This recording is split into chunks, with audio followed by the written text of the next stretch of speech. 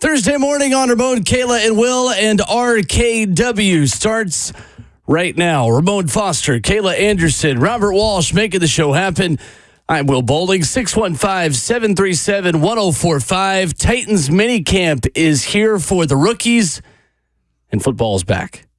Streaming live on 1045 The Zone TV, Facebook Live, YouTube, Twitter, or Twitch. We've got Coach Dave McGinnis at 7:20. Tulane play-by-play broadcaster Corey Gloor joining us at 8:20, talking about Jaquan Jackson, talking about Tajay Spears, and Rhett Bryan at 9 o'clock. Good morning, everyone. Good morning. Is everybody safe? Everybody get sleep at all? A little bit. It's like crack open a can live on radio right here. Solid enough, but a wild night, man. Glad to see daylight today. It is what it is, man. We're here. I did not wake up once through the night. That is my toxic trait. Lucky. So one of these days, I am going to pay for that. Yeah. Hopefully not. No, hopefully you won't pay for it. Hopefully you just get to a point. Yeah, you just get to a point. It's like, okay, my senses are up. That's all that is. It was a night, man. I saw flooding in some of the county I've never seen before in my life. The where I used to stay at from where I am now, Drake's Creek is right there. Right. It's one of the creeks around Hendersonville is right there. And the bridge to get over to the neighborhood was clogged up. It was water everywhere. I sent you guys video yesterday of it, and it's worse this morning. So super crazy. But I think safe. And that's the thing, too, is like sometimes the flooding can be just as dangerous as, I'm not saying a crazy tornado, right? Because we've seen some significant damage of, some of the stuff last night in Murray County. But man, the flooding, because you can't see it, especially at night, and you go fast through that thing, and it's either super deep or you're going to hydroplane. So that's one thing to just continue to be careful. It is. In terms of the flooding. Trust me, I've tried to go through deep water before, and it's not okay. Don't ever try to do that. That water was even in your big trucks. Oh my gosh, Kayla, it'll sweep the heck out of you. Yeah. There's nothing you can do when that current picks up those wheels, and then you're cooked at that point. Well, our thoughts certainly with anyone affected by last night's storms or the tornado down in Murray County and Spring Hill, Columbia. That thing was very, very frightening. And again, a thanks and a tip of the cap to all of the meteorologists who are probably voiceless and with bags over their eyes this morning, because that was a long marathon of a storm for them to cover. That's what it was, a marathon. And the first responders, too, people that had to go out to houses, man. It was, you're 100%, it was a marathon yesterday. It wasn't a quick one at all. Yeah, and it was, like you said, Will, it went like starting in the afternoon in terms of just being on air. Yep. Obviously, I'm partial to news, too, just because I worked there. So Daniel Breezy and Shelby were kind of holding down the fort all day long. It's incredible. Like, they don't even take a break. Like, if they take a break to go to the bathroom, it's like, 2 seconds. So it's really amazing, and they're really helping save lives, and that's no joke. Yeah, no, not at all. It was a day yesterday. Mm-hmm. It was a day. You said you live over by Drake's Creek? Drake's Creek, yeah. How does it feel knowing that Kendrick Lamar hates you? You know what? For real, it got flooded yesterday the same way Drake got flooded in a rap beat. Well, hey, wait to I bet there's no flooding at Kendrick's Creek this morning. Right. I didn't know I was going to laugh at anything like that this morning. That was pretty doggone The solid. creek is actually the river that Drake cried after Kendrick Lamar kind of ended his whole career. Not really. I'm just being sarcastic. Well, that's a deeper conversation. I truly don't know how he's going to bounce back, man, in the world of things that can be irrelevant to us in real life issues, right? That's right. I don't know how that gentleman's going to bounce back. I don't. Titans rookie minicamp is here. What is your best and worst memory from your rookie minicamp experience? So we didn't have a rookie minicamp. Never mind. But let me tell you about it. That's a pretty bad memory. You don't even have one. Yeah, right? No, we didn't have one. The year after us is when they started changing everything as far as like rookies get their own deal. Well, at least Pittsburgh didn't. And let me say this. It was probably unique because the year I came in, they had just won the Super Bowl. So there was a lot of like media stuff they had to do. They had to go to the White House. They had to do other things around that championship. So it was a little different for me. But what I will say is whenever the rookies were out there and the vets went home, that was our little camp, I got told by the coach, man, and it was hilarious. it was like, hey, that's your problem right there. You think you know everything. You know how much you know? You know about zero. And he pointed at the guy that was in our rookie class. You know, you just around somebody, they catch a stray. Oh, yeah. And he said, and you, Craig, you know even less than he does. Oh. I was like, dang. In the world, Craig. In the world. Just stray bullets out there. He said, you know nothing. He was talking to me. And he said, Craig, who's a third-round pick that year, he said, Craig, you know even less than he does. It was just eye-opening. But the years after that, what I did see and notice, man, is a bunch of wide-eyed, just raw, just rookies that have no idea what they're getting themselves into.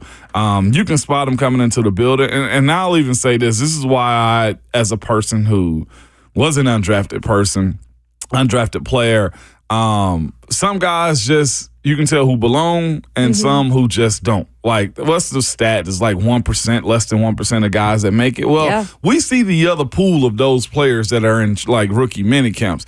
And some of them just don't look like NFL players. They probably are more intimidated than optimistic when it comes down to them actually being an NFL, player and stuff like that, just being in the industry. You can tell the differences just by guys who belong and guys who don't. Yeah. It is a unique situation on how that weekend unfolds. But some dudes come out of training camp and get a contract, at least an opportunity to come to camp. And that's what this is about, too, is trying to find that diamond in the rough as it pertains to some of y'all are good enough. And we're going to find you if you perform on this weekend. That's why I always say to the people that be outside buildings and, trying to make sure they get a tryout, there are tryouts. Mm-hmm. It's this time of the year. Like, get your agent on the phone and go get somebody to talk to, somebody at the team to get you a tryout. It's available to you. It's just a matter of, do they want to accept you as an athlete, or are you good enough? And more times than not, if you don't get an invite, sad to say, but you're probably just not good enough. Well, this will be interesting, too. I know we have access on Friday, so we actually get to watch the whole practice. Obviously can't film the whole practice. Okay. Yeah. But I always love to observe just with like you said, Ramon, this is their time also with their position coaches where they kind of get them to themselves, right? Oh, yeah. Because you're not out there with the vets and you kind of get a little bit more one-on-one attention for a short time, but it's some time. And so it's more of a chance too to make an impression, but also I'm interested to see this new staff, see these position coaches, what their coaching style is, kind of just off the bat what we see. I'm really interested in that because this is such a different look in terms of the coaching staff compared to those in the past. The big thing with this one is they're keen so much on development. So how are they coaching? What are the new drills? Because we always would talk about the running back drills, right? With Tony Dews and some of the things with the wide receivers that they did. So it's always interesting to see the little details that they're going to incorporate with this new staff. So I'm excited just to kind of visualize everything and be able to see it up front. Very rarely is the offensive line coach a more popular interview than the starting quarterback, but that might be the case today. When offensive and defensive assistants, Brian Callahan and Will Levis, all speak to the media, there may be more interest in what Bill Callahan has to say today than Will Levis. There at least is for me. We've heard a lot about Big Coach. Yeah. Now Big Coach gets to speak for the first time. I wonder, will it be like a typical offensive line coach? Don't say I would much. imagine so. I know, right? No, but apparently he's one of the most liked guys around the building, though. So he has some personality. I met him once, and he was charismatic. He was cool. He's a smaller guy, me, too, by the way. I was expecting him to be like, Munch height, like 6'4" or something like that. No, he's just a genius at what he does. Yeah, he's just a genius at what he does, man. So presence is there. Again, it's different when somebody's coaching you and when they're talking to you off the clock. So I'm sure he's a well of fun in practice, if you know what I mean. 615-737-1045 is how you join us throughout the show this morning. Coach Dave McGinnis, his Thursday visit with us coming up at 7:20. We continue to give you something on every new draft pick. And Corey Gloor, the play-by-play voice of Tulane football, will join us at 8:20 discussing Jaquan Jackson and what makes Tulane such a hotbed for Titans talent. Between Jaquan Jackson, of course, and his good friend Tajay Spears. We'll talk with him about that at 8:20. And then Rhett Bryan of Titans Radio at 9 o'clock. His full thoughts on rookie minicamp, what he is most excited to watch over the next couple of days. But coming up next, Michael Lombardi got a lot of people talking yesterday from his visit with us. He made a claim about quarterbacks and wide receiver, and we'll talk about that next.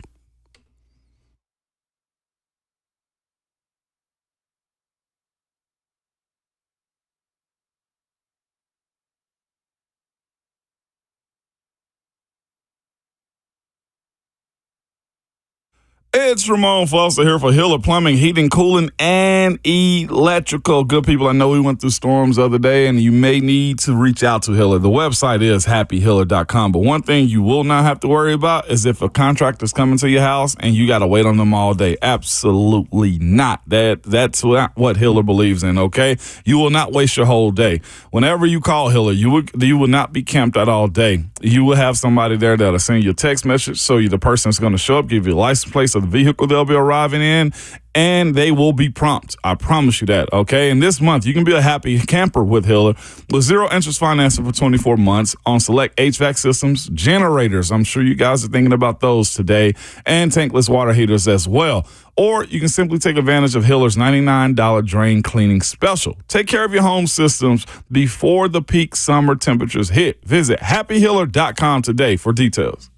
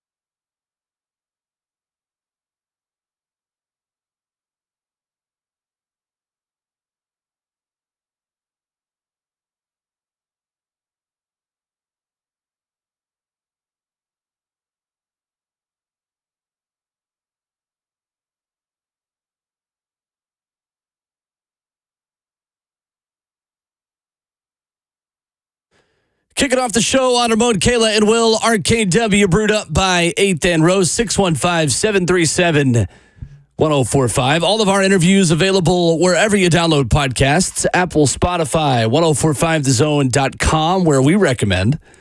And yesterday, three-time Super Bowl champion executive in the NFL, Michael Lombardi, joined us and says the quarterback makes the wide receiver, not the other way around. This was the full answer he gave regarding Will Levis and the way he thinks the NFL works. I think the biggest misconception of all time is the receiver makes the quarterback, and that's just completely a nonsensical statement, right? The quarterback makes the receiver. Tom Brady won a lot of Super Bowls with receivers you can't even mention. This year he had Randy Moss. He didn't win the Super Bowl. You know, I think to me, the quarterback makes the receivers better. And that's going to be the key for Levis. Like, Levis can't count on Hopkins and Boyd and Ridley to make him better. He's got to make them better. And I think that's where we get lost in the conversation. Everybody, add a receiver, help the quarterback. No, the quarterback needs to help the receiver. You know, look at last year. We have such short memories. Who was the receiver that Patrick Mahomes was throwing the ball? He's won 2 Super Bowls without Tyreek Hill. He's making the receivers, Rashee Rice. If Rice went to Tennessee last year, we wouldn't be thinking that he was a great receiver. We think he'd be a good player, right? Mahomes makes them better than they really are, and that's what you got to get from Levis, and that's the challenge, right? That's got to be the challenge. He's got to do the things that makes the players better. That's what Cincinnati's counting on with Joe Burrow, that he's going to take the young receivers and make them better, because why would we pay Boyd when we can get somebody else to do it at a cheaper number, and Joe's going to make them better anyway. Do you agree or disagree with Michael Lombardi there? I think you could go both ways. It's an interesting conversation. I think it's hard to say it's one way and that's the only way. When you look at some of the quarterbacks around the league, whether they be past or present, he brought up the Tom Brady example. And I agree. In that situation, I think it's hard to argue that Tom Brady doesn't make any wide receiver better, because it's true. Look at the guys that have gone to New England. A lot of the times, those aren't big name guys that have helped them have success and win Super Bowls. I mean, they're the Danny Amendolas, right? The names like that. And I think we had a conversation off air yesterday, even about the Rob Gronkowskis in terms of a tight end, and the Aaron Hernandezes of the world. Like, I think he helps elevate all of those players. And in turn, you're able to be able to win a Super Bowl after a Super Bowl, no matter who's on your roster, because you've got that quarterback. But then you look at a situation, and I'm looking at Minnesota in particular, because, again, I don't want to dog on Kirk Cousins. I think he's a solid quarterback. But in the same way, I look at a piece like Justin Jefferson, and I'm thinking to myself, man, he really helped kind of not elevate Kurt, but I think Kurt was better because Justin Jefferson was that special of a player. And I think in situations sometimes, you get those guys that are just another level in terms of a wide receiver. Even look at Mike Evans in Tampa Bay. Now, we could argue that when Tom Brady went down there, he helped them win a Super Bowl. But you could also argue whoever Mike Evans has been with, he has really always been that dominant wide receiver, no matter who the quarterback is. And in turn, I would think that really helps out the quarterback. So I think it's hard to make an argument, hands down, it's always the quarterback that makes the wide receivers. But I do think more so than not, that is the case. Also, I'd use Drew Brees as that too, as being a guy who I think was underrated, who helped elevate his wide receivers. I 100% agree with Lombardi. 100%. I've always heard and had the conversation that quarterbacks take pride in getting their wide receivers that second contract. Who, like, it's almost as if, all right, who's your guy? Who's your guy? And most of them can say, I got him paid. That dude got paid. That guy got paid. He got paid. And also, oh, yeah, him too got paid because of what I did and what I helped them do. And yes, there was a lot of hard work those receivers have put into it. Hands down. I think there's 100% a lot of hard work that goes into it. Quarterbacks take pride in who gets a second contract under their realm. They just do. I'll give you two words even more important. What was Nico Collins 2 years ago and the year before that?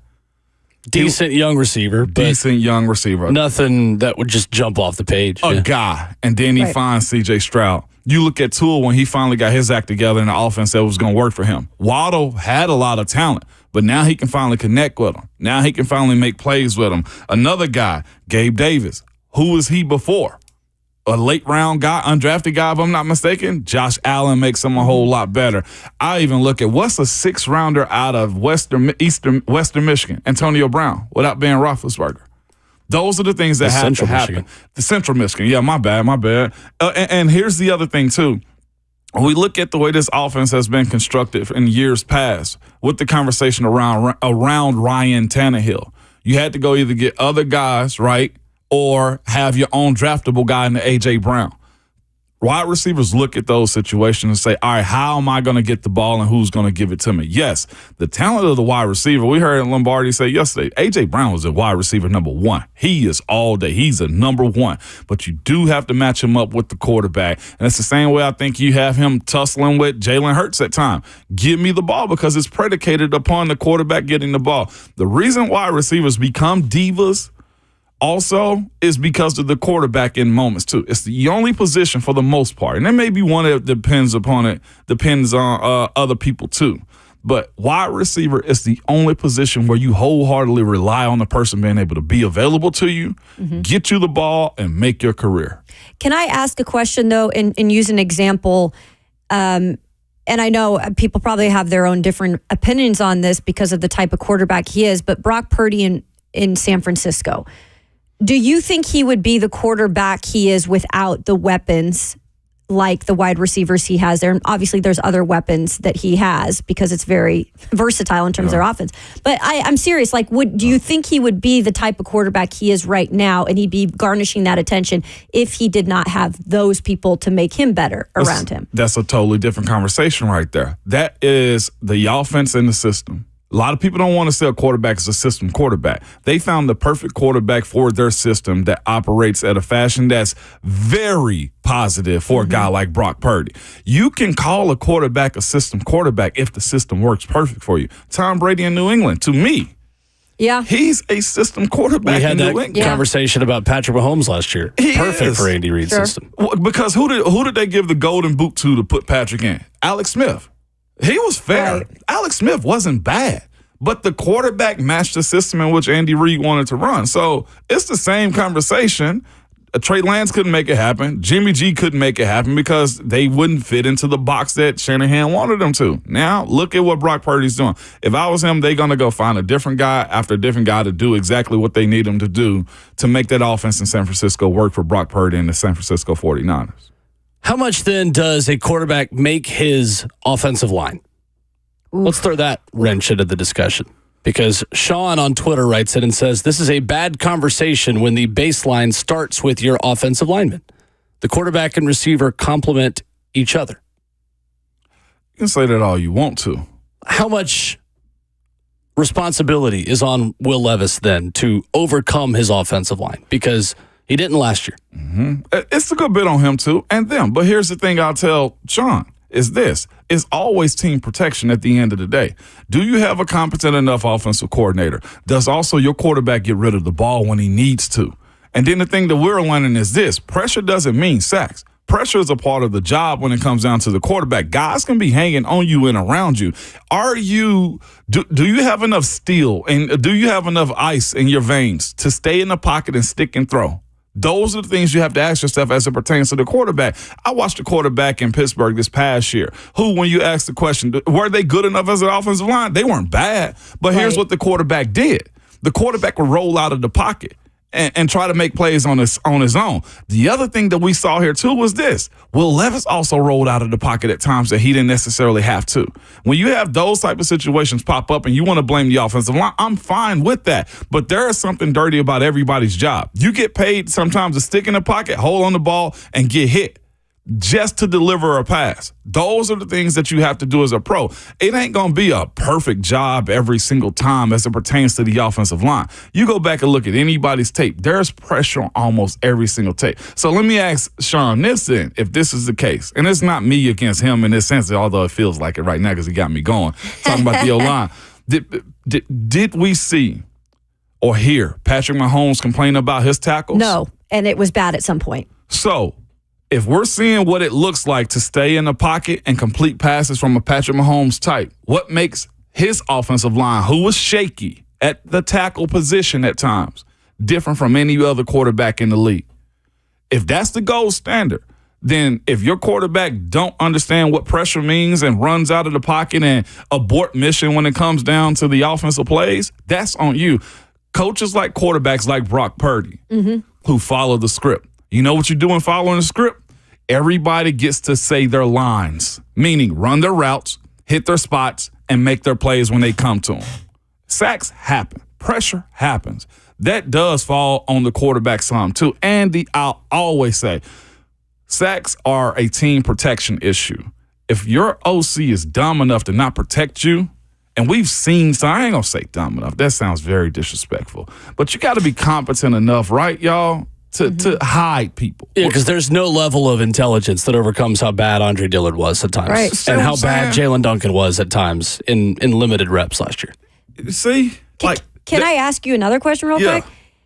Is there a world, though, like when you have a very young quarterback like you did in Will Levis last year, right? And he is going to need help. He's going to need help sometimes in terms of even a wide receiver, getting open.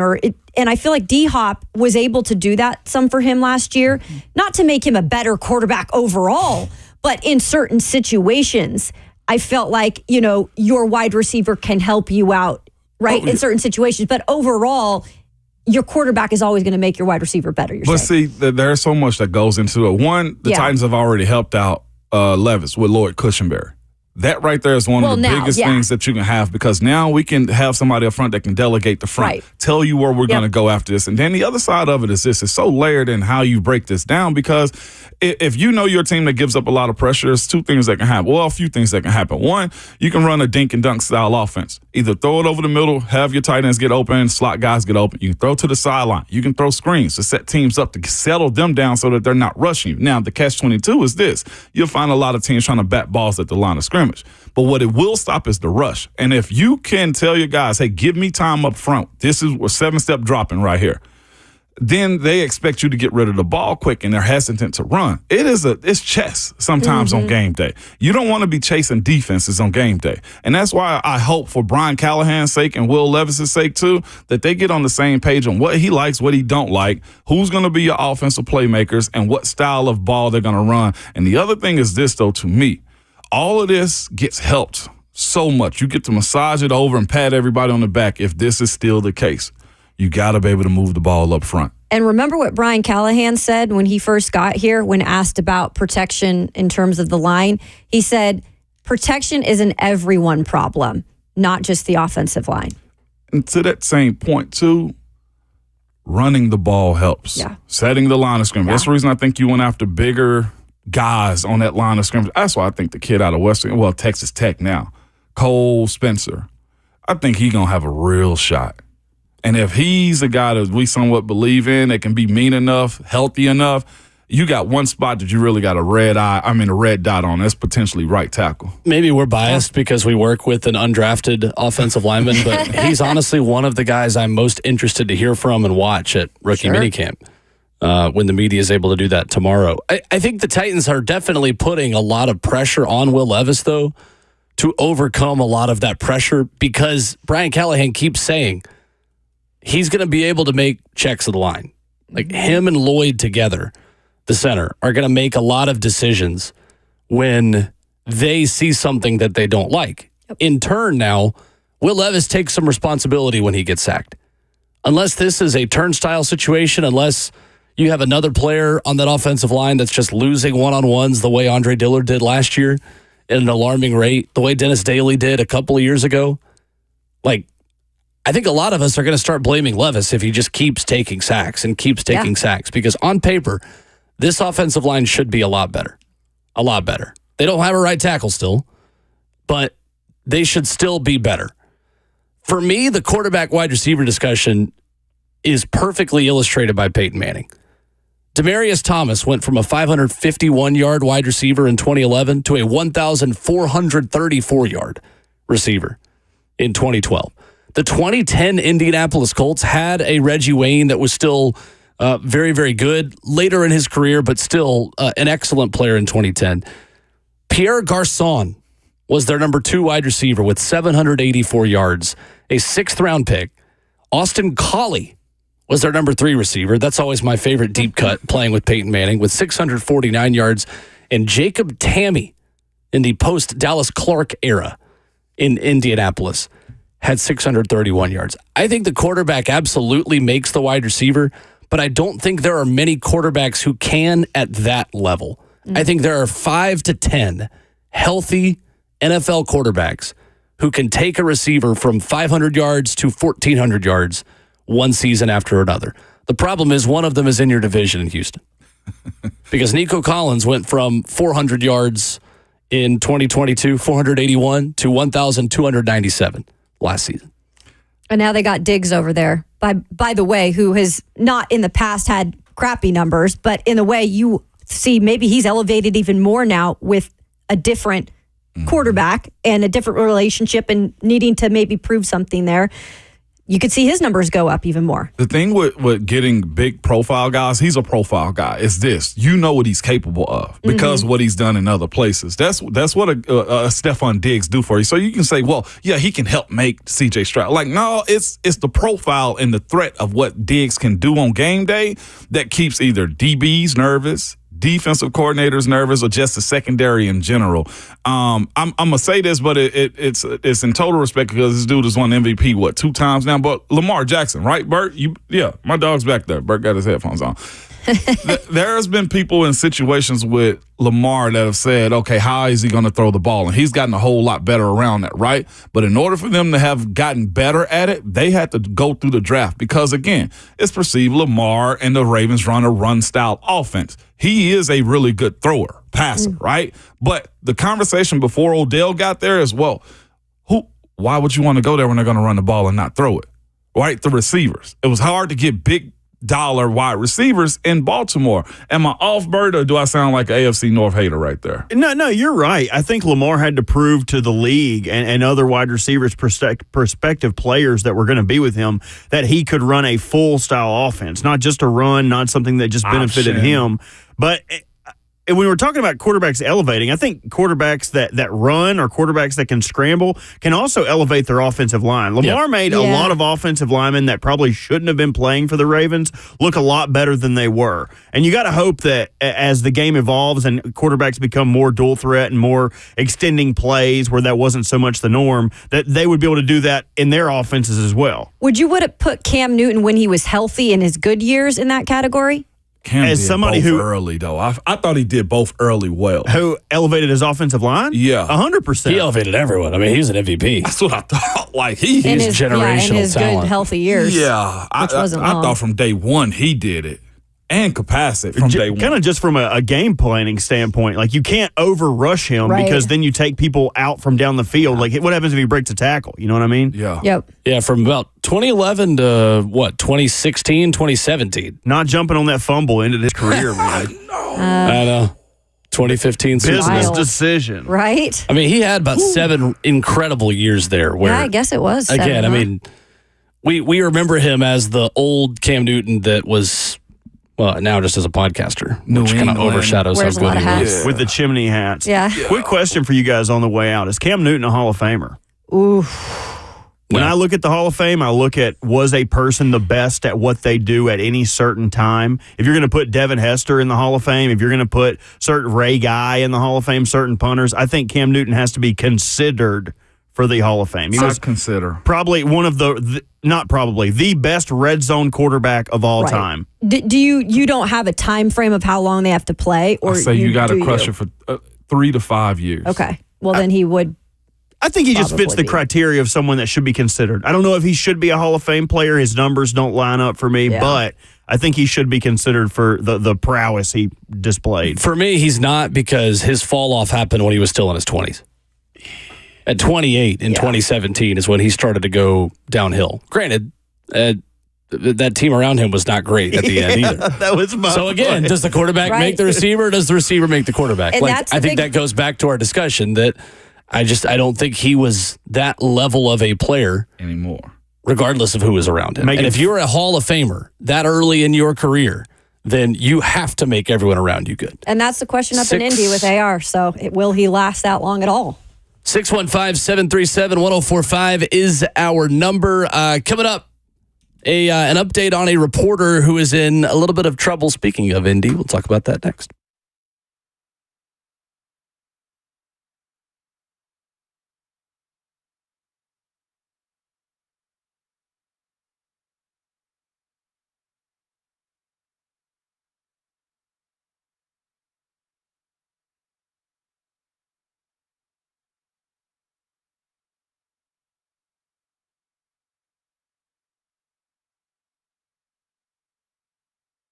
Mother's Day is almost here, and my friends at Genesis Diamonds are here to help you celebrate her in a big way. Whether it's her first Mother's Day or her 60th Mother's Day, she will appreciate something thoughtful and timeless from Genesis, and you don't have to break the bank either. Genesis has put together a fantastic collection of sentimental gifts, things that she can wear at all the times, okay?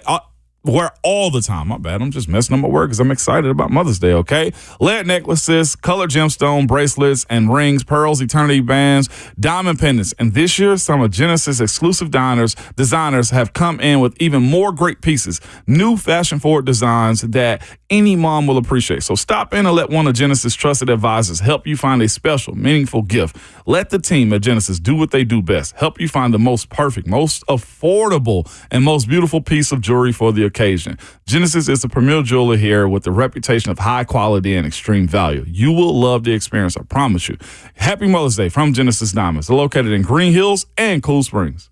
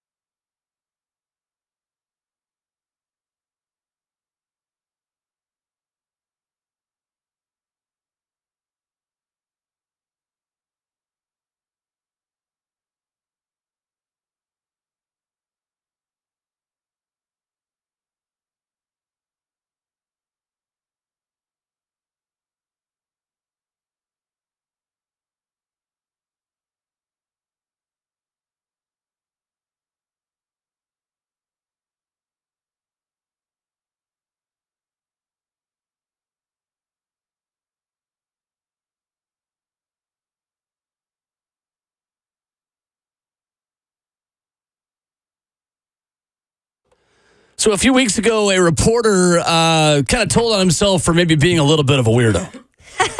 In a press conference for WNBA star Caitlin Clark, as we welcome you back into the end of Hour 1, Ramon, Kayla, and Will. RKW brewed up by 8th and Roast. And now, Gannett spokesperson says in a statement that the corporate owner of the Indianapolis Star does not comment on personal matters. However, Indianapolis Star sports columnist Greg Doyle will not be covering the Indiana Fever. Former Star sports writer Bob Kravitz, citing anonymous sources, first reported that decision, said that Greg Doyle had been suspended for a couple of weeks. If you missed the exchange, Greg Doyle basically made a heart with his hands for Caitlin Clark, which is something she does at her family after games. And he said, well, start doing it to me and we'll get along just fine. Punishment fit the crime? Still weird. Yeah, it does. He put her in a bad spot right there. And if you want to stay in her good graces and just Indiana's good grace as it pertains to her being the first lady of all things sports in Indiana, man, then yeah, they needed to do that. It sucks for him because I think he was just real cringe on trying to make a joke. Mm-hmm. It wasn't the right time for that. I genuinely don't think he was trying to like holler at her or, be. Right. It was just a bad time to make a, hey, I'm your guy to report for you type of moment. Like he tried to make his claim in front of everybody, and it bit him. Bad time and bad situation in terms of you just scored the biggest kind of sports name in the last year and a half or 2 years in your city. I mean, you could argue there's probably going to be a lot more excitement about. I mean, the Pacers are the Pacers, and they haven't played bad basketball, but her as an individual player in that state, I think that's the most excitement they've had in a minute. And so when you do that type of thing in an intro presser, I think almost his company probably is like, well, we've got to set some sort of a standard here, because maybe if it was a little bit less of a profile person, he wouldn't have been taken off the beat. But unfortunately, the situation probably couldn't have been any worse for him in terms of who it was. I'll say the Pacers are really solid too, just for right now. And that's what I added right now. Yeah, they're definitely really solid. They're down 2-0 right now, though. Yeah, a lone figure, though. It's crazy, what she's able to bring to the table in terms of just a star. Yeah, she's one of the hottest things and it's new, and it's her region of the United States. Yeah. In terms of popularity, don't Greg Doyle yourself. Yeah, don't the hottest things. Just don't do it. Had to make sure you didn't cancel yourself there. Well, she had another situation. What's that? What was that? Somebody asked about a boyfriend in an interview too. Oh yeah, I saw that. Was that a reporter who did that? It was a female reporter at the end of a scrum said, "Is Bay going to be here?" Okay. And she said, "No, he's working," which is Luke McCaffrey for people who are unfamiliar. Yeah. Right. I am getting the right McCaffrey in that, right? I'm not even sure. I really had no idea who it was. I didn't know she was dating anybody. I knew she was dating somebody. I had no idea it was like a football, basketball Connor player. McCaffrey. Connor. So there you go. That's why I asked. He's one of the There's brothers? so many McCaffreys. I believe so. Oh, okay. Jeez. Okay. I didn't know that. Got a slew of them. Been dating for over a year. Well, good for her. Nobody knows anything about her really though, right? Like Caitlin Clark? Yeah, as far as personally. I don't think so. I didn't know much about who she was dating. Oh, I've known that for a while. Yeah. Huh. She's just one of those types everybody's trying to get close to right now. I do have a question, and I'm just asking this, not trying to be offensive, but if we're really trying to grow WNBA, shouldn't we be allowed to ask questions about these people to learn more about them? I don't think anyone is malicious in intent with any of these questions. I think a lot of people are just they just want to talk about her boyfriend because she's a girl. No, they're trying to get to know her. They don't know her. This is an underrepresented sport. So shouldn't they be able to ask questions to these people about their lives so we can look I don't know. I'm just conflicted on how this whole thing's been Nobody reported. saved Kim English whenever they talked about him being on Black Twitter. As far as they thought he was hot is what it was as far as Kim English was concerned. Nobody saved him. Nobody had an uproar over that. So Bert, I agree with you, but I'm off that one real quick though. Sure, it's very sensitive. I get it. I don't think that's. I mean, look, if I'm somebody trying to get to know somebody just for who they are and do a feature story, which many of these writers do, specific feature stories, they have also one-on-one time with these gals and guys, right? Which you can ask. I feel like if you approach it the right way, you can ask some of those questions. I think sometimes when people get those scrums, though, it's like you're asking maybe a question that, not a lot of people have time in scrums because you're like limited time, limited people. But maybe if it's a one-on-one situation, I don't care. Yeah, sure, I think you can. That's why I was asking about the Bay situation, because everyone made such a big deal about that. And that was a one-on-one. They were just together, right? Like, she was just asking, At the very end of the press conference. Hey, is Bay here today? Like, just a fun one-off. And then I feel like everybody blew that out of proportion. Like, do you want us to know these athletes, or do you not want us to know these athletes? I'm with you. I feel like most people who were upset about that didn't hear the exchange itself. It was kind of like a as you're walking away comment. Oh. Are you more likely to watch the WNBA because of Caitlin Clark this year? I know I am. I think with all of them, I got face name recognition now, even more so than I ever have. We have a baseball tournament in Georgia, and my wife's like, hey, they're playing in Atlanta that weekend, and we going to a game. I'm like, what are you spending our dollars on the WNBA for? So, yeah, yes, Will, we will be watching and intently watching it, too. If I've got time, but when football season starts, it's hard to So they end start in a before couple football weeks. season. Yeah, May I know. 25th. I just, again, if For I what find it's some worth, time. I have seen more WNBA highlights on my Twitter timeline than ever before. Yeah. Not Yeah. upset about But it. they're selling out preseason games. Good for It's them. ridiculous.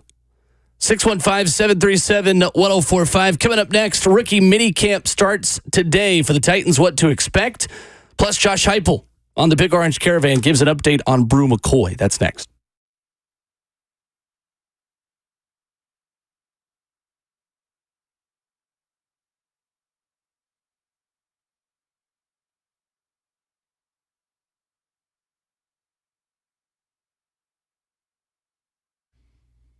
Hey, it's Kayla and Ramon with our friends at Window Nation. So we've had some storms here. We've had a lot of rain in the last few days.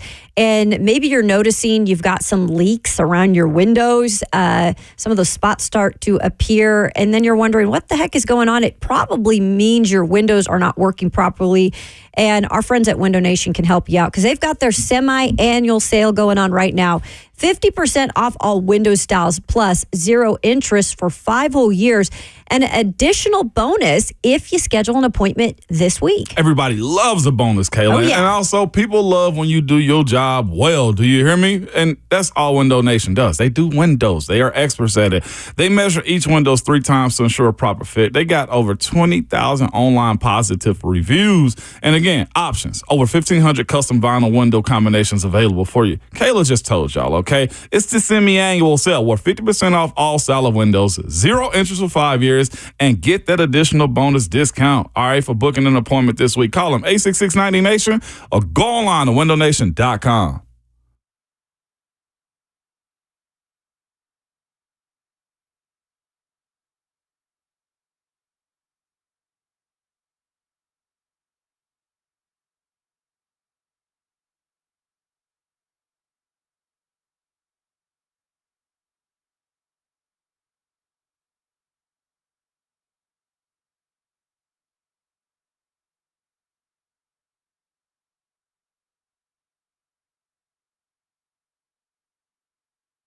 So many people trust Two Rivers Ford. Football players, working moms, business owners. Why? Because Two Rivers Ford has been doing business with integrity for decades. Two Rivers Ford, the South.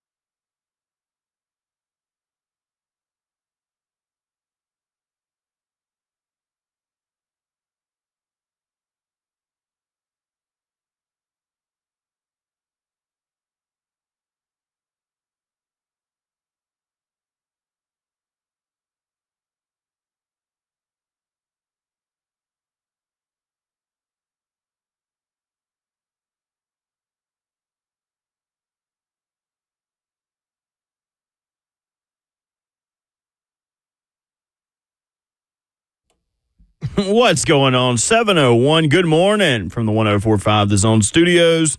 I'm Robert Walsh. Busy week for former Jaguars wide receiver Zay Jones as he is scheduled to visit with the Chiefs today. After Jacksonville released him last week, he's already had a couple visits under his belt. Titans, Cardinals, and the Cowboys, with Kansas City on deck for today. Denver Nuggets superstar Nikola Jokic continued to add to his legacy as one of the best NBA players ever by winning his third MVP trophy last night. Jokic also is the 9th player in NBA history to win at least 3 MVPs, joining Kareem Abdul-Jabbar, Michael Jordan, Bill Russell, LeBron James, Wilt Chamberlain, Moses Malone, Larry Bird, and Magic Johnson. Knicks take Game 2 over the Pacers with Ben Stiller in attendance, 130-121. Jalen Brunson left in the first quarter, missed the rest of the first half with a foot injury, came back in the second half and was still able to finish with 29 points on one foot. Don't have plans this weekend. The 83rd running of the Iroquois Steeplechase is Saturday, and we got a special deal for you. Join Buck Rising and friends inside the all-inclusive Champions Corner VIP tent. Enjoy this incredible event with railside views that includes food from Famous Dave's and beverages from Jack Daniels. Tickets start at $100 plus fees and can be purchased at 1045thezone.com. For all your foundation repair and waterproofing needs, you need to go to USSTN.com. Breaking news at once on your home for the Titans and the Vols. This is 104.5 The Zone.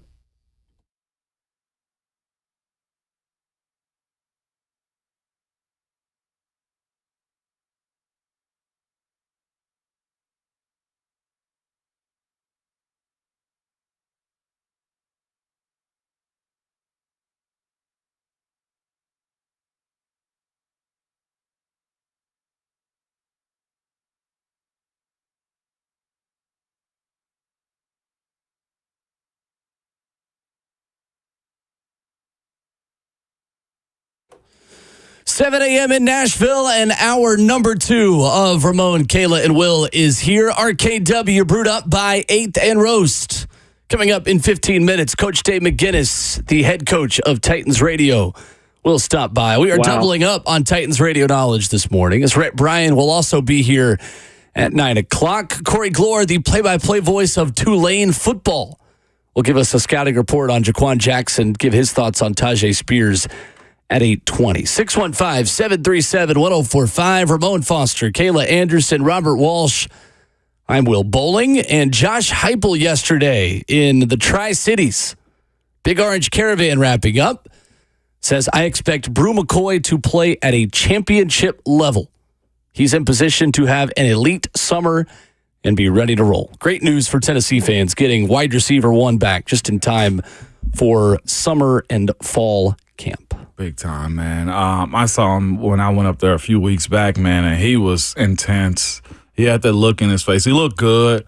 But, of course, I saw him walking around. He's in shape. He actually looks smaller, unless I just never saw him out of his pass. In his pass, he looked thicker. Yeah. You know, but he looked as if he's trimmed up a little bit. But, hey, the summer's coming around, so he might buck up just a little bit. But he looked like more streamlined and fit from where I saw him this last time. So that's a good thing. And he had time to do that type of stuff too. Mm-hmm. Changing of diet, getting ready for the NFL, probably trying to, better his 40 time whenever that pops up. Because he's going to have age that pops up, and he's going to have, all right, what kind of receiver are you as far as your speed goes? That does help. We saw Xavier Worthy, right? Or Xavier Worthy. Increase his stock with a 4.2, whatever it was. 4.2, I'll never run, okay, is what it was.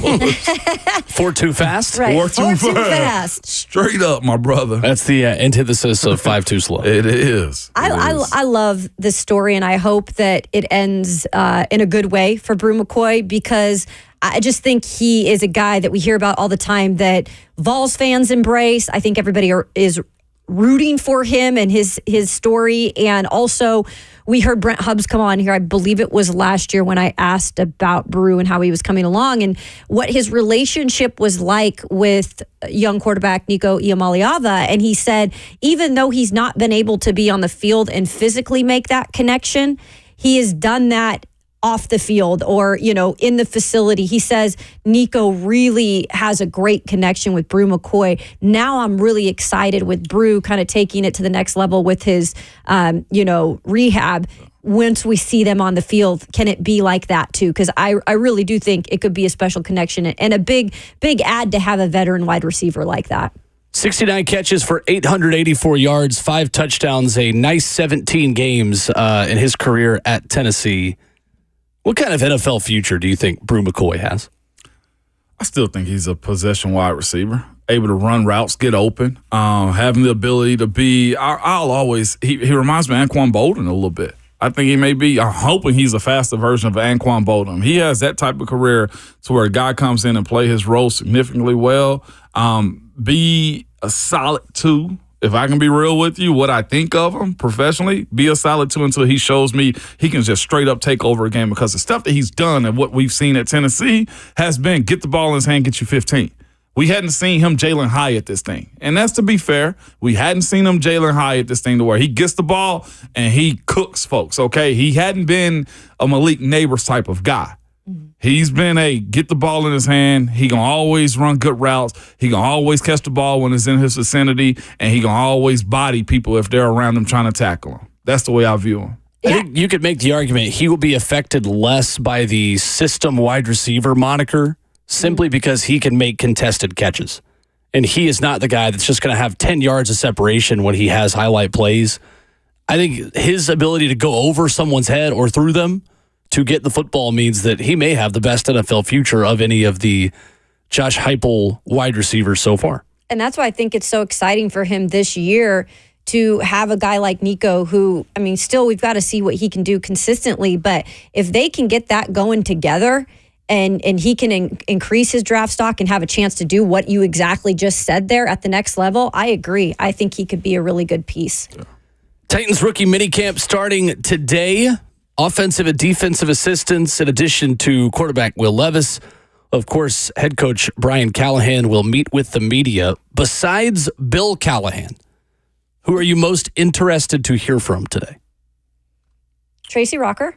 Oh, that's a good answer. I think I'm interested because he is also one of those OGs who has done a really good job in terms of kind of helping develop lines and just is a name that you know, right, who's been around for a long time. And then you talk about the pieces now.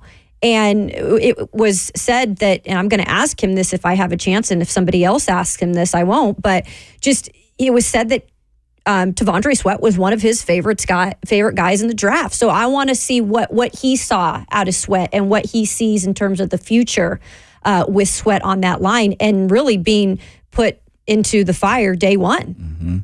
I can't get enough of Denard Wilson. Put him back up at the podium, okay? But besides him, man, I think it's best that you go for Steve Jackson.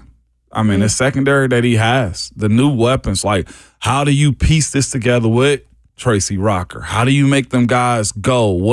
You going to play more man-to-man? Are your guys going to switch sides? What do you do about the safety position right now? You know, he probably can't give you the answers, but those are some of the things that I think need to be brought up. And, of course, hearing for sure from Frank Bush would be awesome. Yeah. So Steve that was Jackson. My answer. Yeah. Okay, my bad. Well, yeah, no, you're good. I don't care. Yeah. Steve Jackson is probably one of those guys that I think could be very intriguing because he got a real nice Christmas gift coming in Nashville. Right, and I think another one that kind of goes under the radar a little because there are so many big names we talk about with assistants, but Tyke Tolbert, like what are you going to get out of this wide receiver group this year? This is the talk of camp, I feel like. This is with all the additions, with the whole conversation with Treylon Burks. What have you learned about him early on since you've got, because this is a new position coach with a really new wide receiver room. So it'll be interesting to see what you can get out of Tyke too. And just real quick too, also the revamping of the sports performance. I'm looking on the site right now. There's 6 people contributed to this team because we've had conversation after conversation over since I've been doing this radio show here about how do we keep guys on the field. I doubt you're going to get to talk to them today. Yeah. Oh, yeah. Since it is just offensive and defensive assistants. I want to see what it's going to look like, over the course of the season. Has the offensive line coach ever been given a weekly press conference at the podium? No, I don't think I feel like if there's ever been a time to have the offensive line coach have a standing appointment with the media, maybe Bill Callahan doesn't want that, but I feel sorry for the other assistants who will be made available in a line for all these scrums while Bill Callahan is made available because No one is going to be talking to these other names while Bill Callahan is speaking. This is where it gets complicated when you're out there because you've got to balance it out, right? You're like, you don't want them to leave, but at the same time, you've got to get a few different guys. Yeah, so it's like you're multitasking, I guess, in a way, trying to get these guys. Oh, yeah. Coming up next, Titans Radio's head coach, Coach Mack, will stop by, talk us through what rookie minicamp is like for players, for coaches, and give his breakdown of new Titans wide receiver Tyler Boyd coming up next.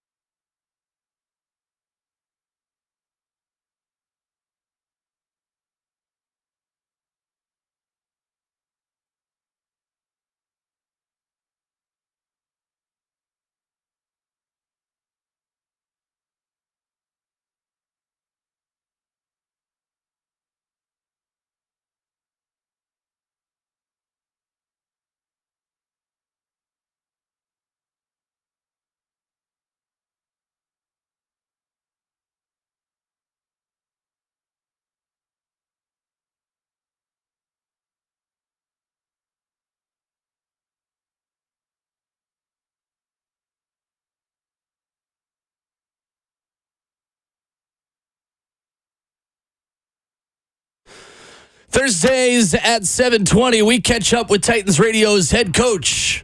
Right here on Ramon, Kayla, and Will. RKW, Ramon Foster, Kayla Anderson, Will Bowling, joined by Coach Mack, courtesy of Two Rivers Ford, the South's most trusted Ford dealer. Coach Mack, what's up?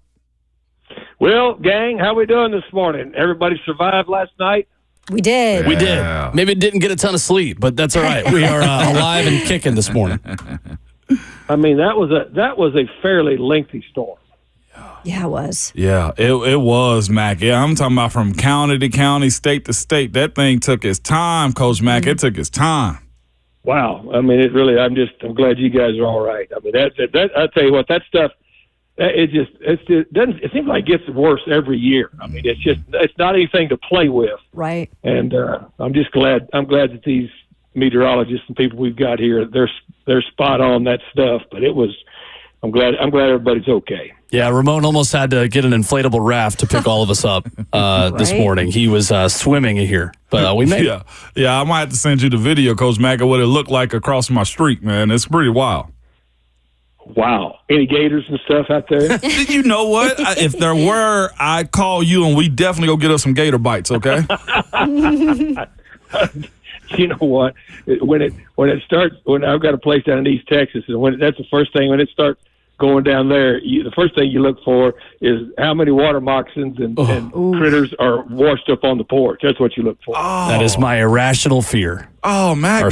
Snakes. Water moccasins? No, I don't want that, Mac. Oh, yeah. Water moccasins. And, water moccasins will try to when it's flooding, they will try to find the highest ground, and they can squeeze their body through, like, the cracks of the doors and stuff. Coach Mac. That's about enough Wild Kingdom. I feel like I'm National Geographic this morning. I'm loving it. I know you mentioned East Texas. Like, just take me to West Texas, Coach Mack. That's all I want to go to. Don't take me to the East Side at all, Coach Mack. West Texas is completely different. It never rains out there, so we don't have to worry about it. There we go then. Coach Mack with us, courtesy of our friends at Two Rivers Ford. Coach Mack, when rookie mini camp begins, day one, what does day one of festivities look like for coaches and players? Well, it's a very slow, and it's a very deliberate introduction to what's going on. They're not going. They do not hit the ground running. They're going to have 2 days of basically indoctrination. A lot of it goes on inside of the building. Today, when they arrive, they have various scheduled meetings that they'll have to go to. They've got various programs that they'll have. Then when they do get on the field, they'll come on the field after the veterans are through on Friday and Saturday. And then what they'll do is get introduced, just to the way you're going to not only practice, first of all, how are you going to stretch? Here's how we stretch. Here's how we start. Here's our active warm up. Here's what we do. Then you'll go to individual. All the individual coaches will teach them their drills, and then we'll start, putting them through that. And so it's a 2-day indoctrination is what it is. Because look, these veterans have been here for weeks now. Some of them, for months, working physically to get ready. Also, they've already, had an introduction. They're into phase 2 now of the off-season program. So you want to be able to catch these guys up slowly. The days are gone when you put them in there and just make them start running as fast as they can and jumping as high as they can and put them right in there with everybody to begin with, because they haven't been doing a whole lot of football stuff.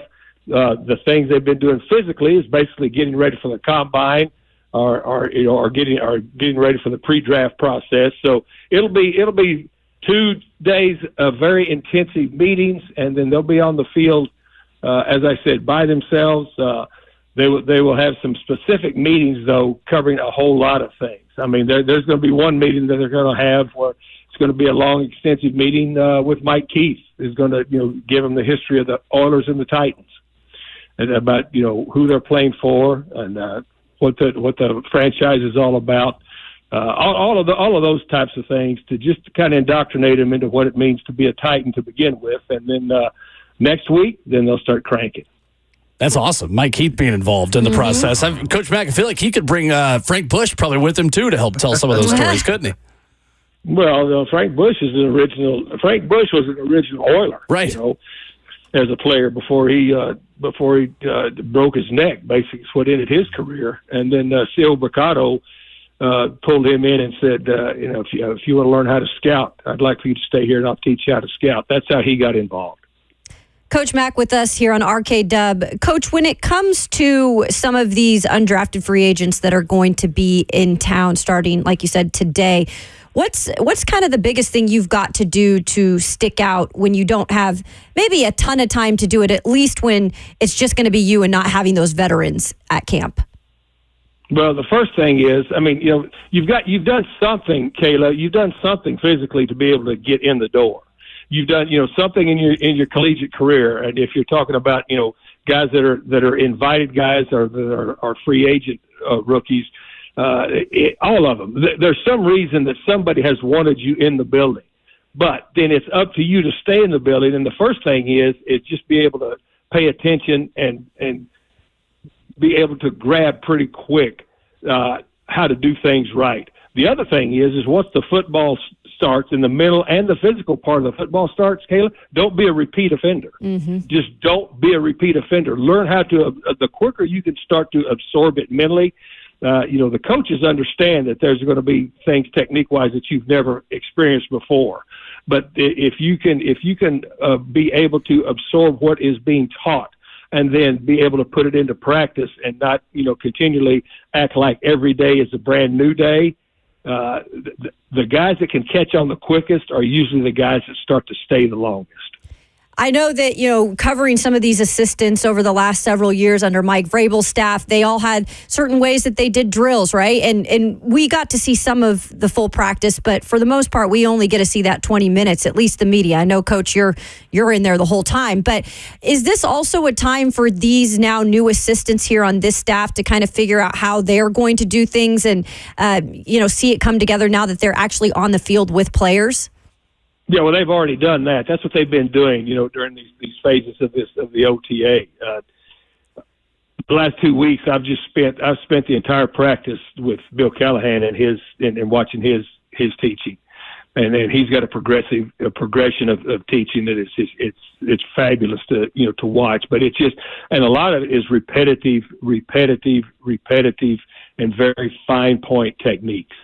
Because there are techniques to every position, and the really good coaches understand how to teach the finer points of it. But the repetition of it, there's a lot of repetition to learning technique, but you have to be able to do drills that apply directly to what is going to happen during the course of ball games.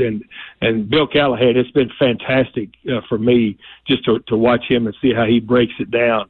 To whole as far as to the offensive line. I mean, it's really, really a lot of fun to watch. And every position group does that. So yes, but that's why these veterans are so far ahead of what these rookies are. They come in because they've been through the base part of it. Now that what they are trying to do is now refine the techniques, and then as you go into the whole teaching part of it, as you teach the broader picture of it, then you break it down into the finite pieces of what each individual position, how it fits into the whole part of it. Then you put it together and start working with the walkthroughs. And then, like yesterday, I was with Bill Callahan, and he started putting together 2 and 3 man games. And just showing how the technique of what they had been building to would work as far as to how to be able to recognize and then pass off games. And so your question is very relevant because exactly what each position has been doing. That's why these rookies are behind. And it's just the normal evolution of things. They're behind all of that. They will catch up.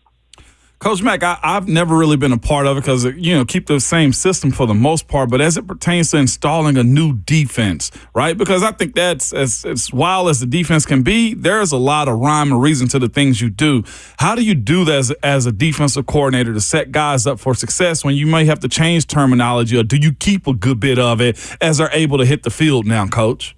No, you start with the language, and they have to learn the language. That most concepts, Ramon, are somewhat close to everybody else's concepts. I mean, you've got 11, and that the concepts pretty much stay the same. Now, how you talk about it and how you incorporate it as far as tying the front end to the middle to the back end. That's the different part of it. But you learn to teach the language, and then as you know, if you're a new staff together, that's where, like say this staff here, a lot of Denard's staff he's been with before. He brought these guys with him. The more that all of your coaches know the system together, the quicker that you can, first of all, start talking as a group, and then you can get it to the players in the big general meeting defensively, and then you can break down the parts of it, because every coach has to speak the same language. You can have the different techniques in the way that you teach it, but you have to be teaching the same language, because sooner or later everybody has to be able to talk to one another. And I'm talking about players and coaches on the field. So you talk about putting a new system in. First thing you do is go through the language, and we may have called this concept, slide front, and here we call it an over front, but basically it's still a front that's moving to the closed side, and we may call it a closed side, or we may call it the tight side. Those are the types of things you have to get out of the way first, but everybody has to speak the same language. The quicker you can get into being fluent in the same language, the quicker you can move on to the next steps. Love it when we can talk real football, Coach Mack. We passed the draft season, man. You sound like you're ready for September already, Coach Mack. I've been out there. I've been out there to practice ever since they started. I stand to make it is football season, Ramon. I mean, look, you guys have known me for a long time. I'm not smart enough to know anything else, but I do understand this. No doubt about it. I know one thing you also are smart about knowing, Coach Mack, is the addition of Tyler Boyd, Coach Mack. What does he do for an offense? I know you've watched him. We've seen him make plays over his career, Coach Mack. What can he do for this Bryan Callahan, Nick Holtz offense? We're the perfect slot piece. I mean, he's been in this offense and has been a very productive slot player. You're going to see, I believe, I'm not probably giving a lot of things away here, but you're going to see a lot of 11 personnel, out of this offense. And with that, you need 3 receivers, and they're 3 distinct players when you go ZX and slot. I mean, so he's been a proven slot player in this offense. I mean, that's a huge get. And all of a sudden, you add him to the other 2 new ones you have and the people that you have here. And here's the other thing, too. Just what we've talked about previously in this conversation, guys understanding the language. He knows the language right now. He's got the concepts. He knows, now you talk about someone that can hit the ground running within this offense. That was a beautiful addition at this point in the preseason part of it. With that, Coach Mack, there's always the conversation that, hey, you bring somebody in, somebody get pushed out, and the guy behind the conversation has been Treylon Burks as of late. In NFL rooms, Coach Mack, when you bring guys in, that doesn't necessarily cancel somebody out for the most part, or how do you view this for Treylon Burks moving forward with the addition of Tyler Boyd? Treylon Burks' success is going to be up to Treylon Burks. I mean, he's a veteran now. He's a veteran here. And look, how many years you were in the league did people bring in competition for your spot? Often. So I mean, well, that's just it. I mean, that's just life. And Treylon Burks' future will depend on him.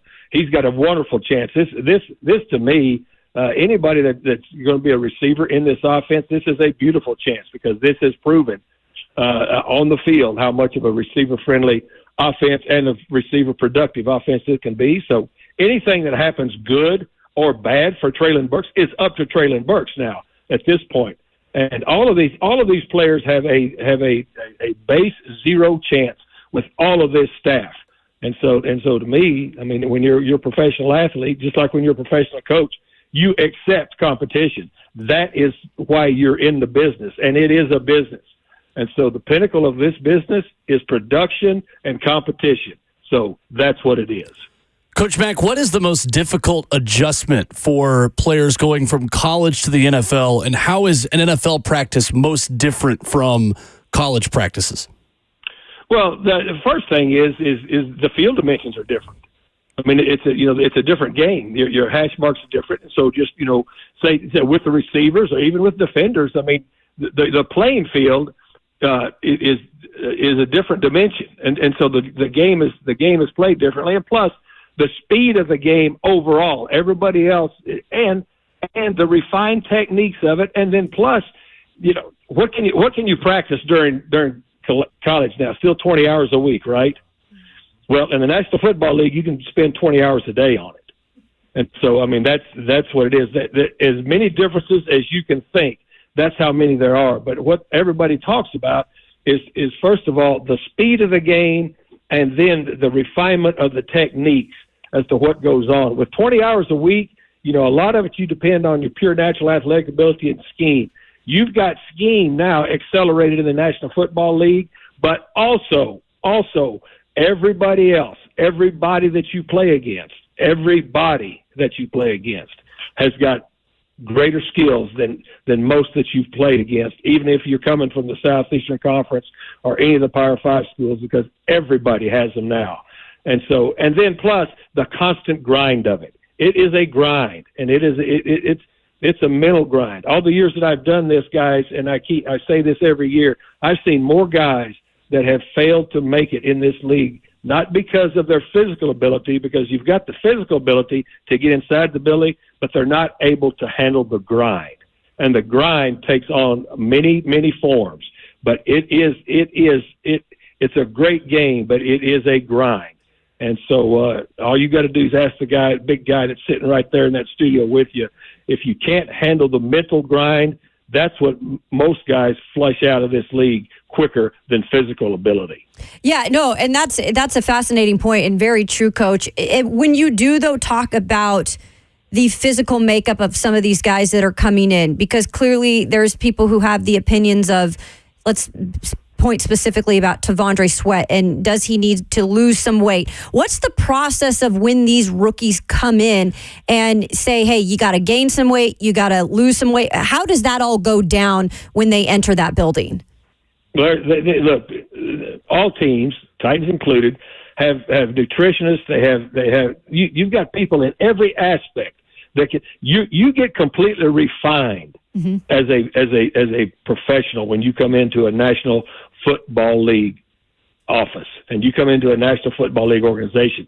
There are so many people now, and it's different really than it used to be, because you didn't have as many specialists as you have now in that category. You start with your strength and conditioning and the speed training and the nutrition part of it, and the way to maintain or the way to build or the way to lose weight. And it's not only losing weight, it's being able to maintain a good weight. All of those things are laid out. You've got people that specifically, that's their job. That's what they're professionals at. And so it's all there for you. It's all there for you. Just like there are people there for you to help you, and of course, these guys are figuring out their finances a lot earlier than life now, because there's NIL that's involved with players now. All of that stuff, though, is there for you. It's just like the techniques that you're being taught. It's how willing you are to embrace it and accept it. So anything that you need, and anything we talk about T'Vondre, anything that he's going to need in that aspect of it will be there for him. Coach Tate McGinnis, Thursdays at 7:20 here on the show, brought to you by Two Rivers Ford, the South's most trusted Ford dealer. Two Rivers Ford. We talked earlier about how we're going to hear from Big Coach today. This is our Big Coach on 104.5 The Zone. Coach Mack, we appreciate you as always. Yeah, when y'all hear from Bill Callahan today, as I said, I've spent the last 2 weeks just watching his drills and watching him work. Everything is advertised. Of course, I knew this because I've coached defenses against him, but I'm sure he'll be a fascinating listen to, because it's worth the price of admission to watch him coach. I promise you. Love it. Can't wait. Love it. Good Thanks, stuff, Coach Mack. Thank you. See you guys. See you, Coach. There he is, Coach Tate McGinnis with us here this morning. And speaking of NIL, there was an interesting story yesterday out of Boise, and a coach that is not allowing NIL in major Division I college football. We'll talk about that next.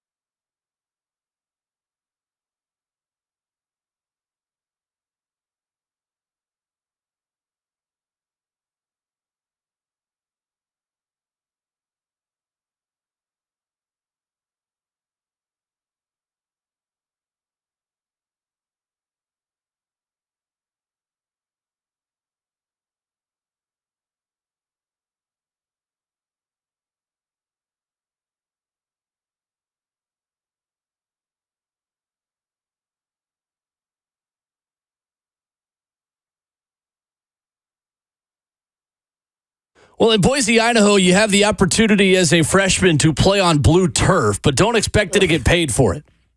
It's Ramon, Caitlin, Will, RKW, brewed up by 8th and Rose, 615-737-1045. Head coach Spencer Danielson of Boise State football got social media going yesterday when it was shared that freshmen for Boise State might not be getting NIL deals funneled through the program's associated collective in a since clarified report. So the head coach essentially said, if you're looking for the easy way and you're looking for a handout, don't come to Boise State.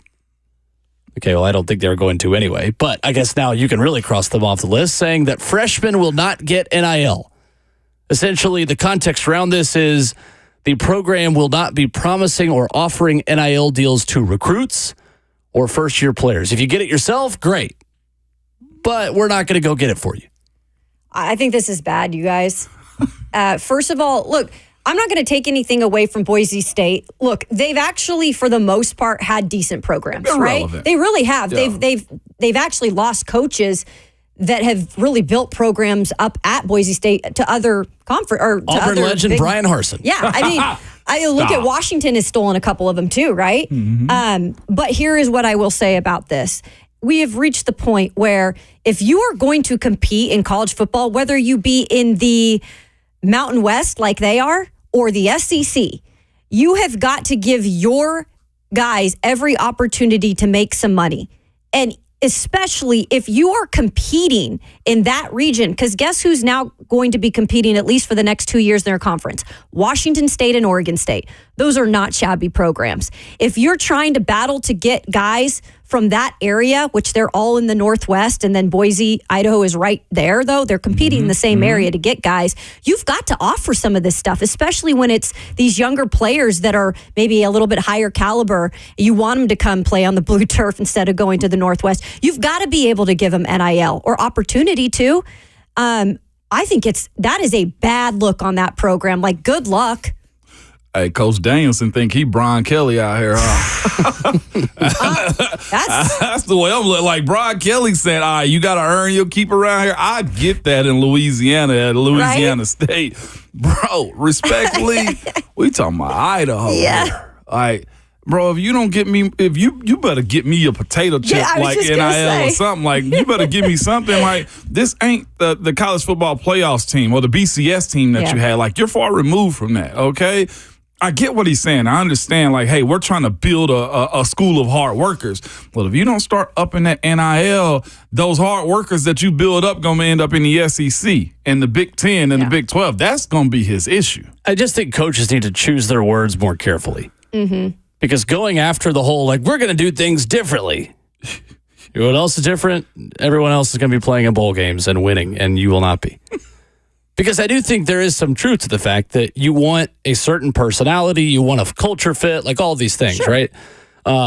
Hugh Freeze was on Mac and Cube, our sister station down in Birmingham on Jocks, and talked about developing quarterbacks instead of spending, quote, $1 million in the transfer portal. And I thought he chose his words a little bit more carefully. He said, the options you're presented with, develop Peyton Thorne, develop Holden, one of his other quarterbacks, develop Lipscomb Academy's Hank Brown, develop Walker, or go spend $1 million on this guy. I just couldn't bring myself to do that because I wanted to put all the pieces together. I think what he's essentially saying is that there are quarterbacks out there, but the value of paying $1 million for somebody who might actually just be like a $300,000 quarterback isn't worth it. And it's what I said yesterday. The market dictates what a player's value is, right? Like, if LSU was willing to pay a left tackle $1 million, then that tackle is now worth $1 million. It does not matter in the portal if that guy really, based on the way he plays and other left tackles play, is actually probably worth like $250. Doesn't matter, because supply and demand, the invisible hand, and Adam Smith, it is working in the transfer portal the same way it works in economics. And I agree. There has to be balance, and you don't want to sell a program that you're just saying, hey, we're handing out money, right? Oh. But you do want to say it, like you said, Will, in a graceful way or in a careful way, because when you just come out here and did what he did in terms of Danielson, you're just saying right away, we're not even going to consider it. At least that's what I get if I'm a recruit or if I'm a guy that's looking to transfer. Because, look, a lot of these players that go there, they're transferring from junior colleges in California. That's a lot of how some of these programs build their teams and rosters. And they're automatically going to say, nah, not going to go there. Well, he didn't mention transfers, though, either. Yeah, this was just for freshmen. My bad, for freshmen. But still, I mean, I think that's still an off-putting type of suggestion to put out there. What we're getting now is a bunch of these coaches are getting loud about this. They're about to regulate this probably within the next year or so. That's what I'm getting from you. Thinking that maybe it will be a thing that they can't do freshmen? Well, period. You got to earn it more than any. Like, it's going to be contracts. We got a mini NFL is what we're headed to in a sense. I somewhat like it. I do. Ain't no somewhat. I like it, the fact that they can get paid like this, but it does have to be layers and levels to it. All right. What happens to a kid if he bombs out? We've seen 4 and 5 stars never hit the field, or just be a special teamer, or transfer out and go to a smaller school. Right. You mean to tell me if you're a 5-star, I'm supposed to give you $250,000 in year one? That's tough when I don't know what the goods are at this level. You may be, respectfully, a 1A class football player in high school, the smallest division, and you dominate. We talk about the offensive lineman, right, as a J.C. Latham conversation. You can be a big fish in a small pond and dominate everybody until you meet a shark at your university and you cower. I've seen those guys up front and in person in college and in the NFL. Speaking of ponds, you know something that makes me more upset than anything about Boise State? When we were kids, when you were watching them play and they have the blue field, people used to be like, ducks and birds will dive bomb onto that field and kill themselves. That's not how ducks operate. Right. Birds don't. If birds are dive bombing, they're bluffing, they're trying to scare you. We have been lied to. Birds do not dive on that field and die. When they don't think it's water. Ducks aren't dumber than you think they are. I just hate it. Because every time somebody sees that field, they're like, hey, do you know thousands of ducks die? You know ducks die there every day. It's like, what's happened to all these damn ducks, man? Don't birds die at US Bank Stadium in Minnesota? Like with all the glass outside? Couldn't tell you. I feel like they have. I have heard stories of them running right into that. I haven't heard that, but to the people who think that ducks are just slamming right into the ground, just quack, as soon as they hit the ground, shut up. If that's the case, rename the turf after him, right? It should be the Boise State Mallards then. That's my favorite Bert right there when he's telling people, shut up. Are you trying to give me like a Stone Cold catchphrase or something? I love it. The only duck that died on Boise State's field was LeGarrette Blount when he punched a player in an Oregon-Boise State game in 2009. I didn't know how you were going to get there. I was like, did Duck Hodges play? Hey, don't doubt me. Dang. Hey, shout out to my man Duck, by the way. Titans legend LeGarrette Blount. Hey, he out-kicked his coverage, too. Good for him. She's about to open up a bar around here. We're getting free admission. Hey, who's not opening a bar in Nashville? Yeah, well, all right. Me right now. She's rebranding a bar because FGL no longer exists, first and foremost. And so Florida Georgia Line. I didn't even know they went under. They broke up over a year ago. Yeah, I knew they broke up. And now it'll be called Bell Bottoms Up. Oh. Yeah, nobody's going to call it that. They're just going to call it Laney Wilson's. Actually, they're just really going to call it FGL. Just call it Laney's. Yeah, I like that better. Great. I think that looks good on the awning. 615-737-1045 is our number. It would also look good on the awning when Morgan Wallen throws a chair over that awning, I guess. Hey, allegedly. I love his bar opens up every weekend. There's a sign on the roof of that bar now that says, "You're not Morgan Wallen. The chairs need to stay here." Anyway. Chain them down. Titans meet with the media today. What are we most looking forward to hearing? We'll talk about that next.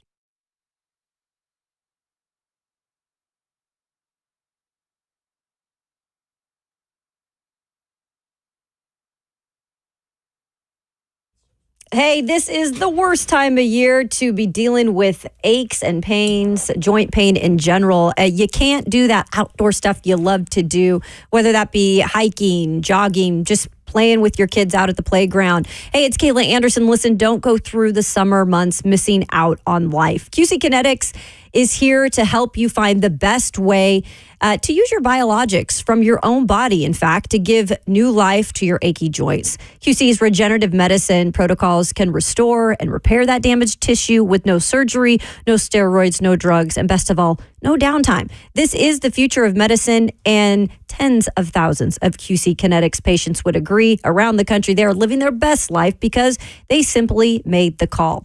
Call QC Kinetics now for a free consultation. Revolutionary treatments for your joint pain are here. So a free consultation, it's easy. It's 615-249-4024. That's 615-249-4024.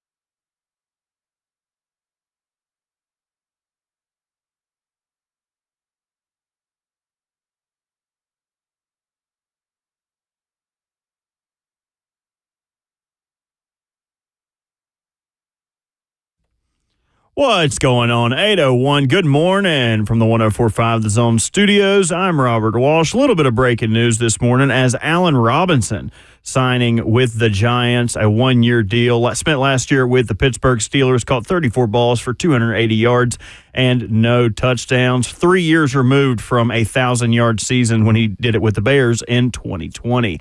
Also, busy week for Zay Jones, scheduled to visit with the Kansas City Chiefs today. After Jacksonville released him last week, Jones has already visited the Titans, the Cardinals, the Cowboys, with Kansas City on deck for today. Denver Nuggets superstar Nikola Jokic continues to add to his legacy as one of the best NBA players ever, winning his third MVP trophy last night. Jokic, also the ninth player in NBA history to win at least 3 MVPs, joining Kareem Abdul-Jabbar, Michael Jordan, Bill Russell, LeBron James, Wilt Chamberlain, Moses Malone, Larry Bird, and Magic Johnson. Knicks took over Game 2 last night over the Pacers with Ben Stiller in attendance, 131-21. Jalen Brunson left during the first quarter and missed the entire first half with a foot injury. Still came back and put up 29 points on 1 foot. For all your foundation repair and waterproofing needs, visit USSTN.com. Breaking news at once on your home for the Titans and the Vols. This is 104.5 The Zone.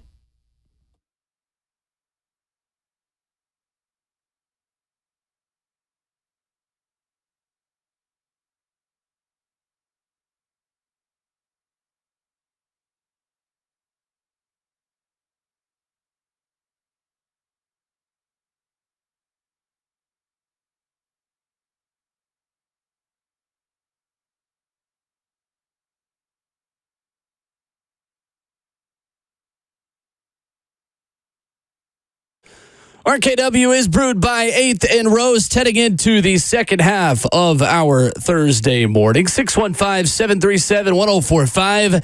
Titans rookie minicamp is here. Football's back. We made it. No, we didn't. It's not even close to being back. It's May the 9th. 615-737-1045. Ramon Foster, Kayla Anderson, Robert Walsh. Coming up in 15 minutes, we'll be joined by the play-by-play voice of Tulane football, Corey Gloor, as we continue to scout and analyze each new Titans draft pick. We'll be talking a little bit of Jaquan Jackson and Tajay Spears as well. Roll wave. Roll wave. One might say. I think you guys are really going to enjoy Corey. He's a lot of fun. He used to be the ECU baseball play-by-play announcer, and when we would have him on, we would give him little nuggets like things to slide into his broadcast, like movie quotes or famous lines or poems or sayings, and we would play them back when he came on. Corey's a lot of fun. That is one of my favorite games to play during broadcasts. Sometimes your producer in your ear during a play-by-play call will be like, hey, work this in here. I once worked Asian carp into a soccer broadcast. Yeah, right. I once worked marigold into a track broadcast. I'm interested to ask Corey, what is the craziest word or phrase you have worked into a broadcast that someone asked you? I love that. That's good.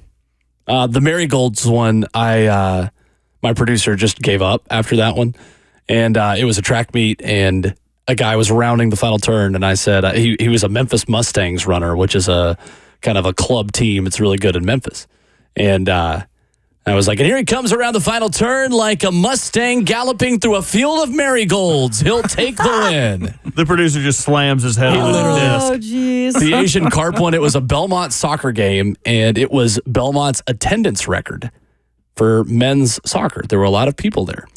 And I said, the fans just keep streaming in here to Rose Park. A great outing tonight for a lot of people. They're like an invasive species, these fans. They're like Asian carp. They just keep showing up. Oh, boy.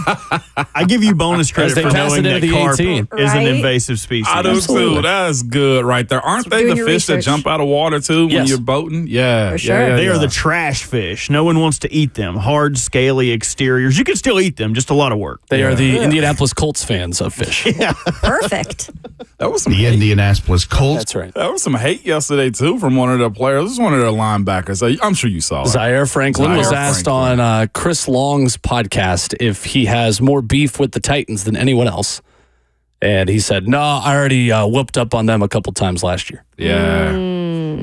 It's been a while since you've been able to do that. Okay. Just be ready to take it whenever you see them on the field, baby. Yeah. Which is kind of weird to me because, I would like to whoop up on my conference every year. I ain't got to whoop up on them this year. I did it last year. I'm coming for blood every year, man. Preach, my brother. Preach, man. Titans offensive and defensive assistants Brian Callahan, Will Levis, speaking to the media today. We just talked with Coach Mack about the biggest adjustment between college practices to NFL practices. What was the most difficult part of that for you, Ramon? You being real with you, the mental warfare of I'm being judged on if I keep or lose my job. It gets real. And you mentioned earlier, Kayla, to Coach Mack about Tavondre's weight and, people who are either underweight or overweight. It was just like, okay, cool. Either get to a position where you're very productive at your weight, whether too light or too heavy or just right, or get fired or fined. Those are the answers right there. Well, that was the biggest for me, especially also being a undrafted guy. The mental gymnastics that I played in my mind on, hey, am I, can I, will I, all those types of things. Did I?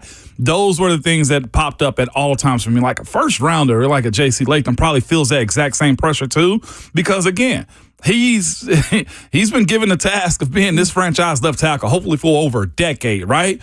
And there, I think it ain't just an undrafted. It's a football thing when you're trying to be in that 1% of all professional football players, right? So that, to me, is the separator. I know I'm on scholarship, right, in college. Like, all right, I'm cool. Coach will be mad. I'm probably the best at this position anyway. Legitimately in the NFL, it could be a guy that's just get a shot. Brock Purdy. Just, all right, man, who we got left on the depth chart? Brock Purdy? We got Brock. We really got Brock Purdy here? And then next thing you know, he turns into a star. Like, Wally Pipp gets real. I guess the effect of being Wally Pipped is real in the NFL and professional sports. That was my biggest hurdle I had to get over. And truthfully, I've told you guys this before. I didn't get comfortable with being in that position of like, all right, I'm at mental peace until I end up getting like my second deal. That's just the way it works in the league. Like that's the biggest, I think, hurdle to get over. The physicality, whatever. The idea that I can learn a playbook, whatever. Make play, all right. Like if you mess up, I mean, it's really on the line for you. And really, if you are even drafted, that doesn't mean you're guaranteed a spot. Like you look at some of these 6th-round picks, 7th-round picks. I remember when Mark Mariani was a 7th-round pick by the Titans, and he had to really work to find a role, right? And he found his role on special teams. That's where he found his role and made his career. But that's the thing. You've got to find your role. Even if you are drafted, that doesn't guarantee you a roster spot. And I would assume finding your role starts the minute you walk in those doors. I'd say, to your point, after the first 4, maybe the 5th round, depending on where you are, yeah, you're on the chopping block. That $200,000 they give you, man, that's light work to these NFL franchises. Yeah. So to clarify as well, Bryan and Bill Callahan both speak to the media today. Yeah. What is your first question for Bill Callahan, if you could have it? My first question to Bill Callahan, tell us about your right tackle. Who's going to be competing for that spot? Guard, I think you'll find the guy at guard. Who's your rotation of 1, 2, and 3? Because as it stands right now, MPF, I think you got to look at Jalen Duncan, and I think you also got to look at Leroy Watson. How's the rotation of 1, 2, and 3 going to work for those guys? Yeah, I'm really curious because we don't know a lot about Bill from Bill.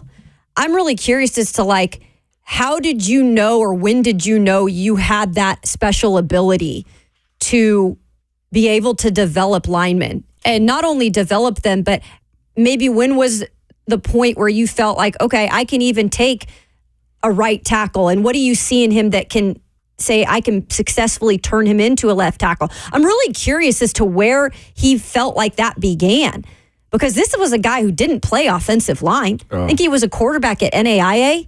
In an NAIA school, and I'm curious as to build a person from him. Like, where and how did you find the capability to do this, and then continually do it throughout your career? You're probably gonna say from a lot of failure. Just being real with you. If I was going to ask him a question, I'd say, Bill, what's the funniest thing you ever had to whoop Brian's ass for? Oh, gee, Because sure I know something happened. What did he do? He snuck out, took the car, didn't take the dog out, forgot to take the chicken out of the freezer. What was it?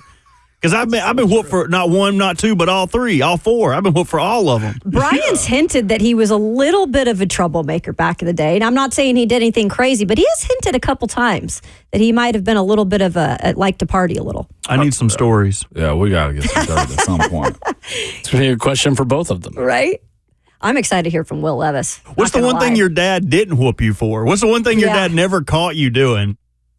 You want to admit it to him now? He's coming up at the podium after you. 15 minutes. Right. Yeah, come on, man. Let's hear it. No, it should be good, though. Corey Gloor is the play-by-play broadcaster for Tulane football. He has been around a couple of Tennessee Titans, including your newest wide receiver in the NFL draft, in the NFL draft in Jaquan Jackson. We will talk to Corey Gloor about him and Tajay Spears coming up next.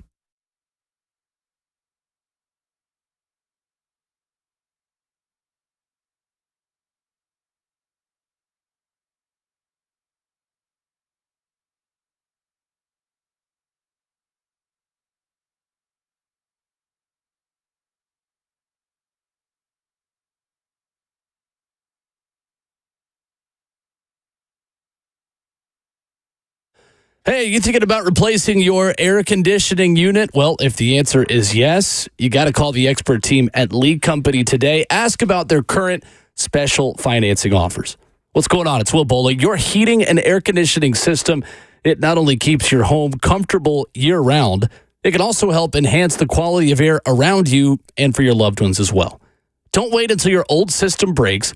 Have League Company take a look today and do it now before weather is up in the 90s, maybe even triple digits this summer. Right now, they got a great offer for you as well. You can get $1,250 off the price of a new air conditioning unit. That's right, $1,250 off. So give them a call, 615-567-1000, or visit them online at leaguecompany.com. That's 615-567-1000. League Company, all you need.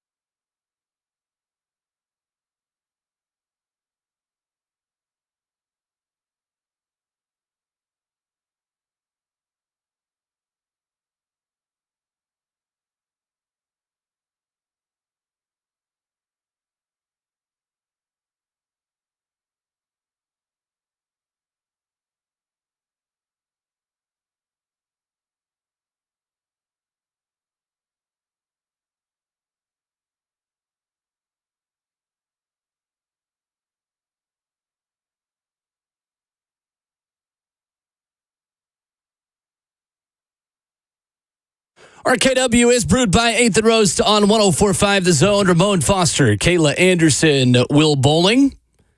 Continuing to break down Titans draft prospects from people who have watched them play college football. And joining us, breaking down Tulane wide receiver Jaquan Jackson. He is play-by-play voice for Tulane football, Corey Gloor, kind enough to join us here this morning. What's up, Corey? How are you, man? I'm doing well. Thanks for having me on there, kids. Absolutely. Anyone who comes well referred by Robert Walsh is great in our book. He did tell us that you have this skill of working in words and phrases into broadcasts. This is one of my favorite things to do with my friends and family and sometimes producers. What is your favorite thing that you have worked into a broadcast before? So, first of all, the fact that I come well referred by Robert, I've Frank is actually rather frightening. And so I do appreciate that he's gotten into your good graces there in Nashville. Over our time together hanging out near East Carolina, Robert and I, and Josh Graham was the show host over there. Oh, my goodness. There were probably about 150 different things that I was asked to work into various radio calls that they threw my way. I was partial to Captain Insano Shows No Mercy from The Waterboy. That one actually landed, and one of the players that year actually took that and made that his nickname for the rest of the year after I used that to use a home run call. So it seemed to land, and so that one I enjoyed immensely. I love that. Anyone who listens to this show knows I could just nerd out with anyone who does play-by-play for this entire segment if I chose to. But we are here with other business, Corey, so that is awesome. Talking about Jaquan Jackson, second straight year that Rand Carthon and the Tennessee Titans have drafted a player from Tulane. What are the Titans getting in this receiver, Jaquan Jackson? So I'll start with what you're going to get on the field here from Jaquan, and that is a guy who his true strength lied, frankly, in the special teams return game here at Tulane. He was a dynamic punt returner. He averaged about 12 yards a return, which is hard to do in college at this stage. And so that is probably the primary focus as to why the Titans were interested in him with the new special teams rules that are coming in. And this is a guy that has an insane ability of finding room in a short amount of space. And that's where his real skill set shined in special teams play. But as a wide receiver, he was a slot receiver guy at Tulane. And I think for Titans fans, they should go find his touchdown against Southern Miss from this past year, where it was just a quick out pass to the boundary side of the field. It might even been behind the line of scrimmage. And he had no room to work with, and he somehow just serpentined his way through traffic, didn't even get a ton of blocking help in the process, and then found the end zone from about 30 yards out. That's the type of guy that Jaquan is. He can make something out of nothing, a little crease of daylight he can take advantage of. When he's in the open field, he has breakaway speed, but his ability to find the open field, even when things aren't there in front of him, that's probably what got him on the Titans' radar. Corey Gloor with us this morning, discussing Tulane football. Is also their play-by-play. As somebody that's entertained and also gets to, give the play-by-play for Tulane football, how has everything changed over the years for the program? Because, again, you're known nationwide now. You guys are on the map. More draftable players than some SEC schools. What has that been like for you covering these guys? It's been a little bit of a whiplash experience. I won't lie here, Ramon, because when I first got here, Tulane went through a 2-10 year, and this is right after a hurricane moved them out of New Orleans for the first month of the year, and it was just a miserable season. And then they spin it around right after that and win the Cotton Bowl. And so the real dichotomy of the two seasons is hard to really actually put your finger on here. And the Jaquan was kind of in the middle of all of it. Jaquan dealt with a lot of stuff during that hurricane season and had to live outside of his home for most of that year. And then he became a crucial fixture of the team moving forward. And so he's probably as good of a voice as any to kind of explain what this change in the program has been over the last couple of years. And he's a local guy, and he and Tajay played high school ball against each other, and then they were hanging out together during Jaquan's draft party. Those two are probably in the top 5 of reasons why this program found a way to turn things around. So now where they're a top 25 program, they might be preseason ranked again here coming up this year. And you're right, they're landing some recruits, landing some transfers here, and landing a head coach in John Summerall, who is getting SEC courting over the course of the last couple of years, and now he is here at Tulane. And so the profile of this program is unlike anything that's been seen in probably the last 30 years. So I heard the conversation with the past coach speaking about Tulane and the retention of players and how guys like Tajay and Jaquan were all able to go to other teams. Is it the city of New Orleans that's keeping guys? And I say that in a light way, or is it what is it about the program that keeps guys from just leaving in droves to go to the SEC, the Big 12, or Big 10? Because that's what happens in today's world of transfer portals.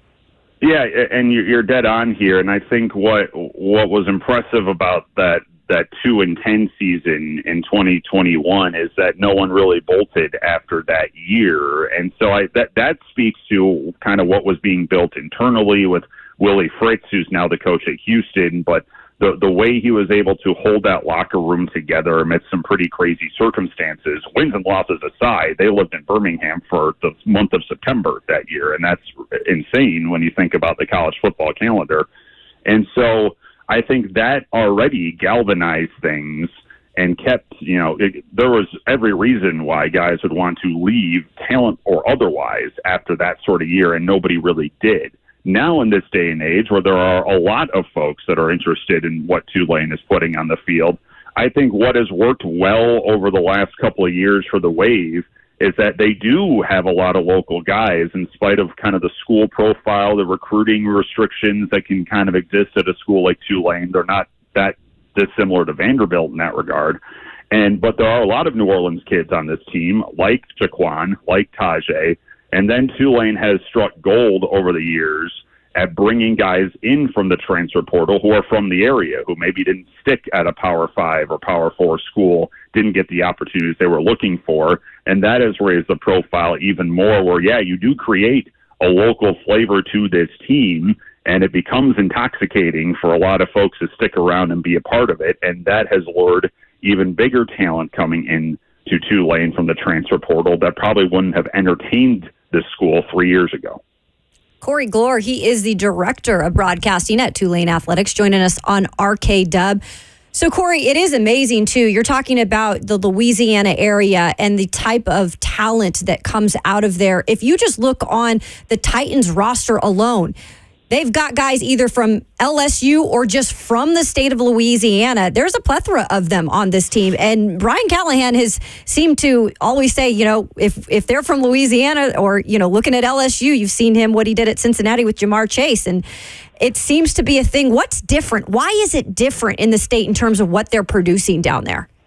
I just think there's an edge, Kayla, to how high school football is played here in this part of the country. And, I see a lot of it from the New Orleans side of things here, but then even going to the college ranks, and there is a little bit of I guess there's a fortitude to how players play here, and there's a lot that gets stacked against you living in this part of the world, and a lot of people around the country that can kind of dismiss this part of the country, I feel, and that there's a real galvanizing element to that. So I think one of my favorite things that came out of the Cotton Bowl run was after that game in the locker room, one of the players who was from the area said, they knew we were Tulane, but they forgot we were Louisiana. And so there's that kind of edge to players from here. And I think, you see that. You've been able to see it now last year with Tajay, and he has had multitudes of injuries in his career, and that hasn't fazed him. And Jaquan comes in with a lot of things. He has had some injuries. He has had, home displacement in his life. And it doesn't faze him. And so that's the type of thing where you can kind of throw a lot at guys from Louisiana, and they've experienced it all. And so they're not really thrown off by any sort of situation that might come at them. in the course of a football game because they've experienced a lot more in their life. Yeah, and you brought up Tajay Spears. We've got a guy here who is in charge of Titans radio, Rhett, Bryan, who fell in love with Tajay from the beginning when he saw him at the Senior Bowl. And obviously, the Titans draft him, and he is a hit in year one. And what was so fascinating about him, Corey, and I know you saw this your time covering him, the instant leadership ability from that young man in his rookie season. I don't know if I've seen something like that before, but I'm sure you weren't surprised at all what he was able to do. No, none whatsoever. And the way he carries himself too, there is a strong leadership element to him, but it's extremely humble in the way he goes about it. And so that's to see that translate in year one to Tennessee. It has been awesome to see, and now to bring a good friend of his over as well. I'm sure Tajay piped in some recommendations for Jaquan coming through the draft process here, because those two were tight throughout their course at Tulane and knew each other even prior to that. And so you're getting a similar type of guy, a type of demeanor in Jackson to kind of run alongside Tajay there. And so what Tajay was able to do to kind of garner a foothold in Nashville right away was not a shock to the folks who were around him the last couple of years down here. Play-by-play broadcaster for Tulane football, Corey Gloor, is our guest. Talking about Jaquan and his return ability specifically, Corey, do you feel like it's fair to say with the new kickoff rules as well in the NFL, does that give him even more of a foothold of making this team and carving out a role in the NFL? I think absolutely. I mean, I think that has got to be what put him on the radar anyway for Tennessee, is because he didn't do a ton of kick return here at Tulane. He was punt return and slot receiver. And so the fact that now the kick return rule allows for pretty much a punt return style to kick returns, I think that is going to be something that will be able to be latched onto by Jaquan. And so his ability to find ways to make things happen in punt return was a huge weapon for this team the last couple of years. Now you can add on a kick return possibility to that, and it becomes an offensive play again. It becomes the first offensive play of the drive. And he is as good as anybody in college football the last couple of years at making something happen in those certain situations. And now to be able to add kick return to his arsenal, that's something that it's got to be why Tennessee thought so highly of him and drafted him where they did, because there's a lot of weaponry that Jaquan has, and now being able to use it in really three different ways is got to be why he is heading to Nashville right now. Corey Gloor, Tulane play-by-play broadcaster, has been our guest. We love Tulane players here on this show and on this roster, and we also especially love the helmets, Corey. I just got to say, I'm sure you get this all the time. The Angry Wave helmet, to me, is the number one helmet in college football, and I don't know if it's particularly close. No, it's not, and I'll fight anyone who says otherwise. I'm staring at one right now in my home office. Just the color scheme, the fact that this is it's a high-level academic institution, and this is the logo for our athletics programs, is just this unbelievable mix that, frankly, is true New Orleans. I really feel this is kind of explains the city right off the bat, where you have this incredible city with all this culture, all this life, and just so much weirdness around it, too. That is the Angry Wave to a T. And Corey, Tajay definitely sports that in the locker room, so he's wearing it proud up here. Oh, yeah. And you're going to get it doubled now, I get the sense. So you said high-level institution. Is that why you left Robert Walsh in the dust right there? Because he was pulling you down? Without question. He's shaking his head right now. I love it. Corey, thank you so much for the time, man. We really appreciate it. Thank you, guys. I appreciate it. Thanks, Corey. There's Corey Gloor, Tulane play-by-play broadcaster, and the Tulane Titans connection grows. Cool. That was dope. That was dope right there. I love it. Those guys, they see everything. They hear everything. They know more than you expect they know. Yeah. When it comes down to covering teams, that was a good get right there, especially on the leadership side of Tajay, and just how they're a brand. They are their own entity in this world of Big Four, whatever you want to call it, Power Fours. You're going to have programs like this that carve their own pathway. And the culture of that team, and also the results of winning matter, too. They do. And to be able to have Coach Fritz leave and then end up getting Summerall to come in to be your head coach, you're not a doormat is what you aren't. So that's good for Tulane, man. Yeah. I think it was an interesting question you brought up, too, about now when a player stays at a group of 5 school for their whole careers and gets drafted, they have a story to tell about why they stayed. That maybe wasn't the case in the past. If you were staying at your hometown school, that was the only explanation you needed out of high school. Maybe you were a 2-star athlete. Maybe you were sitting behind a player that was at LSU and you weren't able to show who you really were in high school and you can blossom a bit in college. That used to kind of just be the end of the story. You'd get drafted out of the smaller school. It is interesting now that guys like Jaquan Jackson, guys like Cedric Gray even, have to tell the story of why they stayed. Yeah.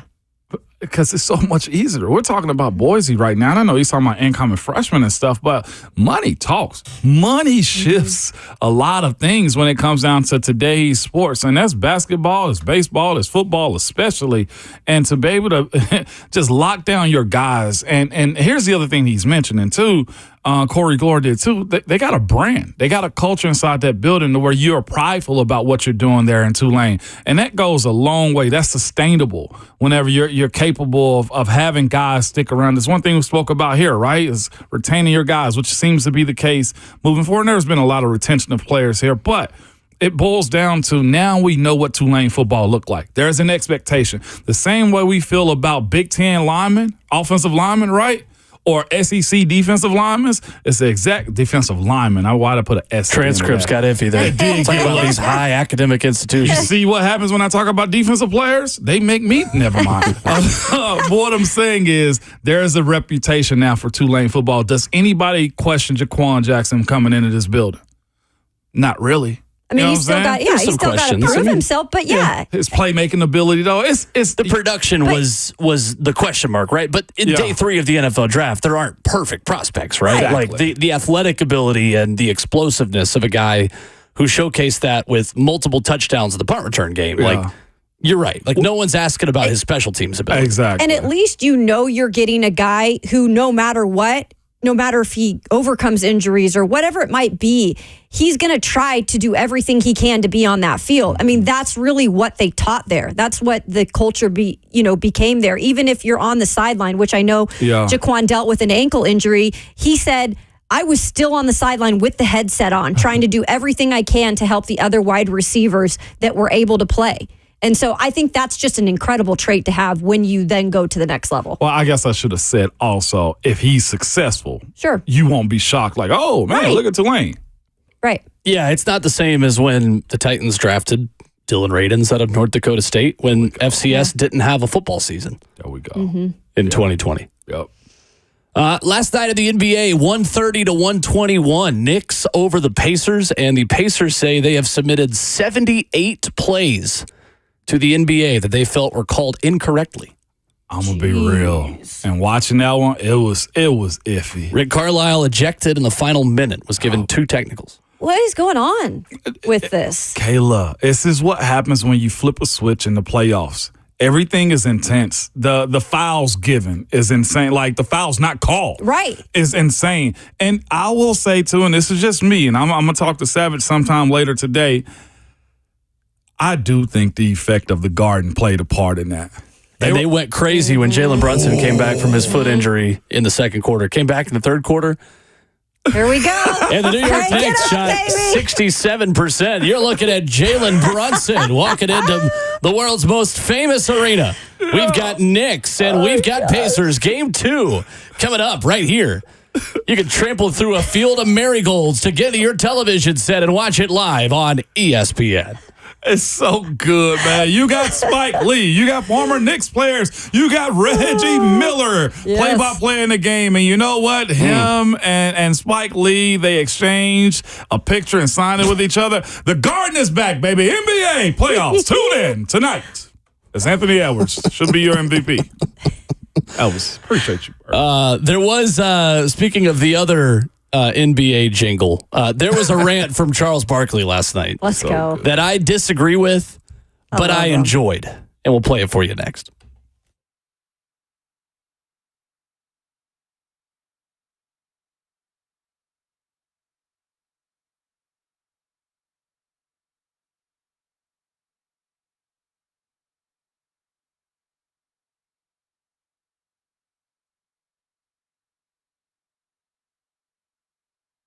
Make your home into an oasis of calm, like our studio, okay, before the summer with Artisan Custom Closets.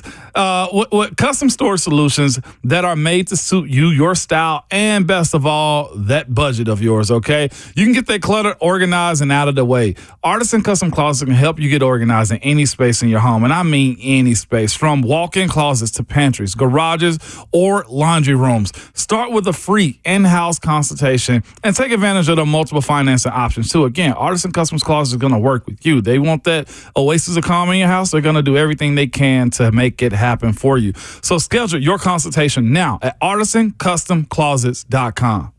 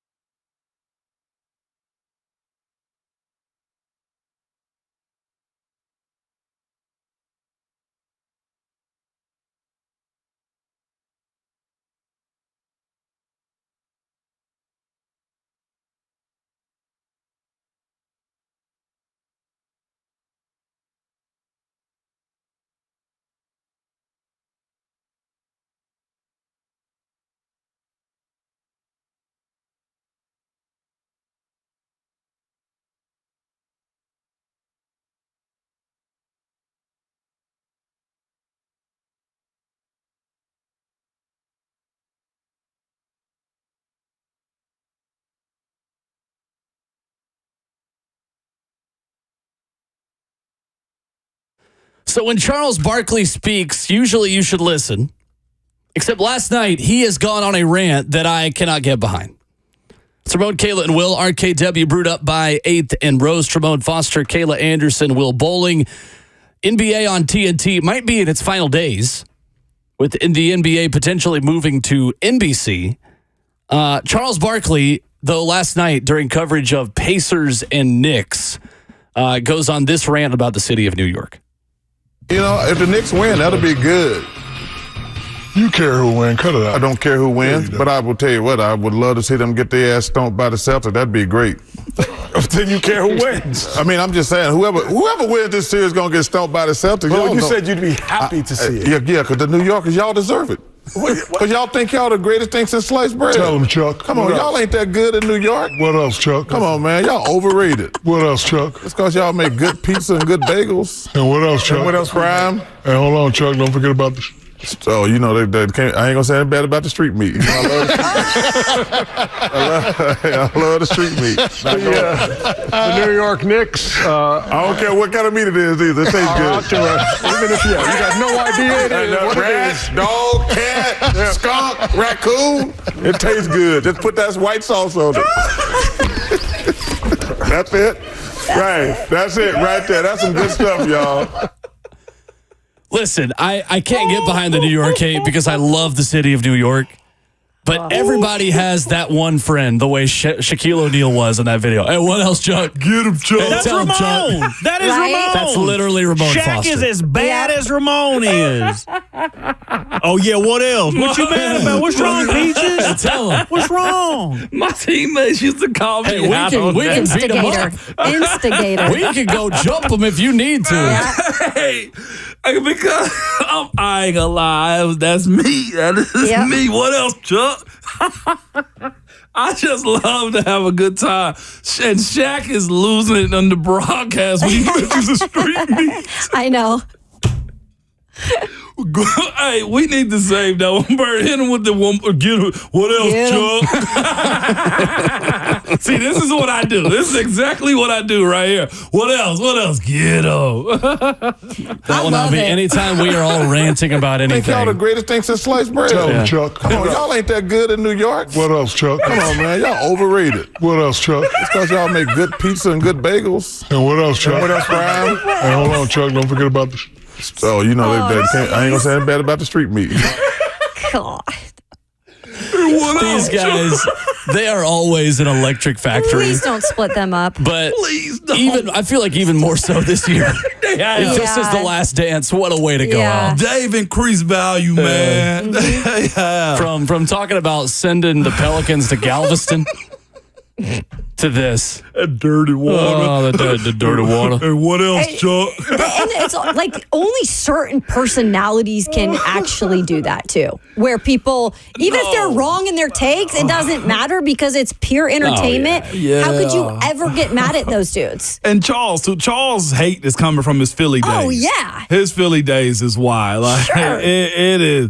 What else, Chuck? I feel like the difference between this two is that when they do this during March Madness, you've got analysts that haven't watched college basketball all year. And so the sideshow element of it is like, no, I really wanted to break down why Villanova's pick and roll action is too tough for North Carolina to handle right now. But like this in the NBA, guys that know the team so well that can just go from that to like talking about how Minnesota's defense has stepped it up a notch in the playoffs and how they're shutting down. Like, you know, it's so good. My cheeks are hurting right now. Do you know Shaq even makes appearances on the NHL playoff desk too? He'll go in there and he'll just take a hockey stick and he'll just like mess around. slide in between. It's incredible. Yeah. It's the best. It's all the TV. Turner crew between TBS and TNT coverage, yeah. I know they put Dirk on like earlier this week. And Shaq needed to be in studio. Dirk ain't ready for TV. He's not ready. The entire time the camera's on him, he's looking down at the screen still.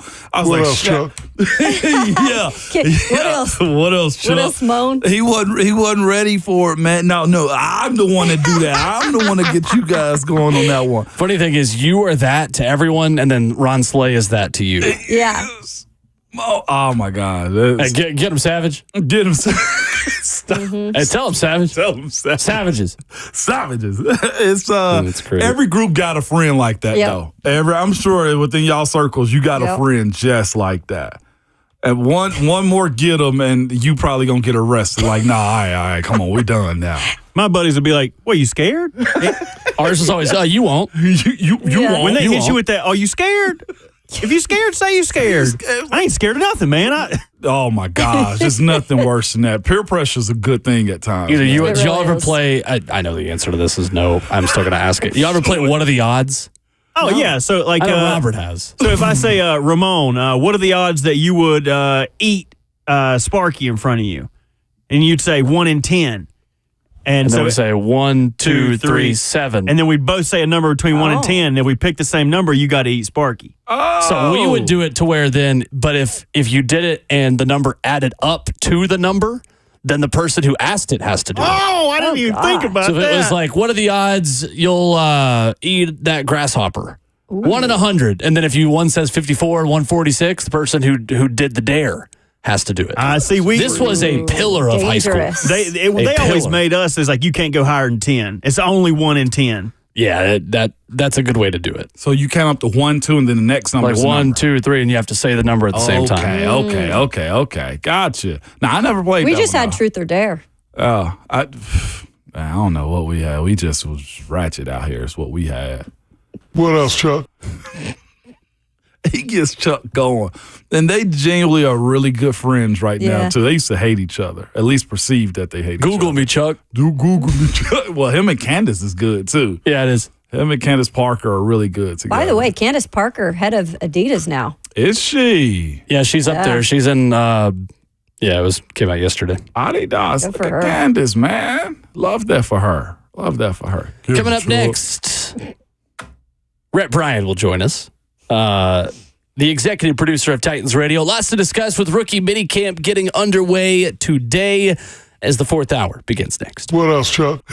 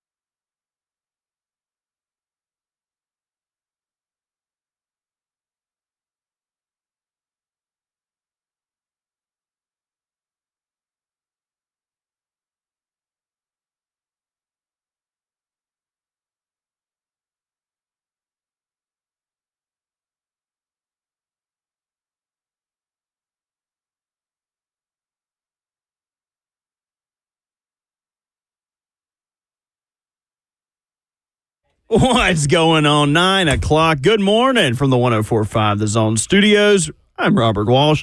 Busy week for former Jaguars wide receiver Zay Jones as he's scheduled to visit today with the Kansas City Chiefs. After Jacksonville released him last week, Jones has visited with the Titans, the Cardinals, the Cowboys, and now the Chiefs on deck. Denver Nuggets superstar Nikola Jokic added something to his trophy case last night, his third MVP.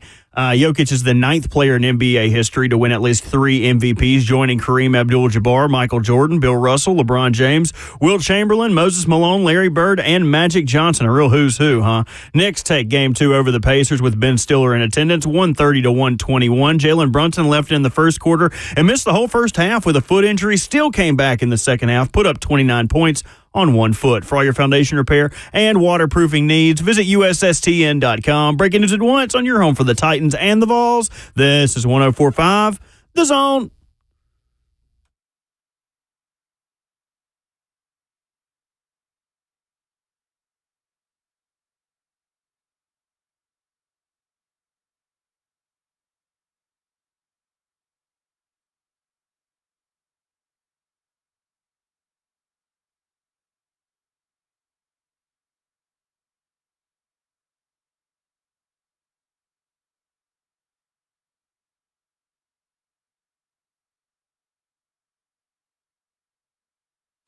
Fourth and final hour of the show, 9 a.m. in Nashville as RKW rolls on. The show that always gets better in the fourth quarter, especially when Rhett Bryan joins us. Ramon, Kayla, and Will. Ramon Foster, Kayla Anderson, Will Bowling, Rhett Bryan with 4s up for the people.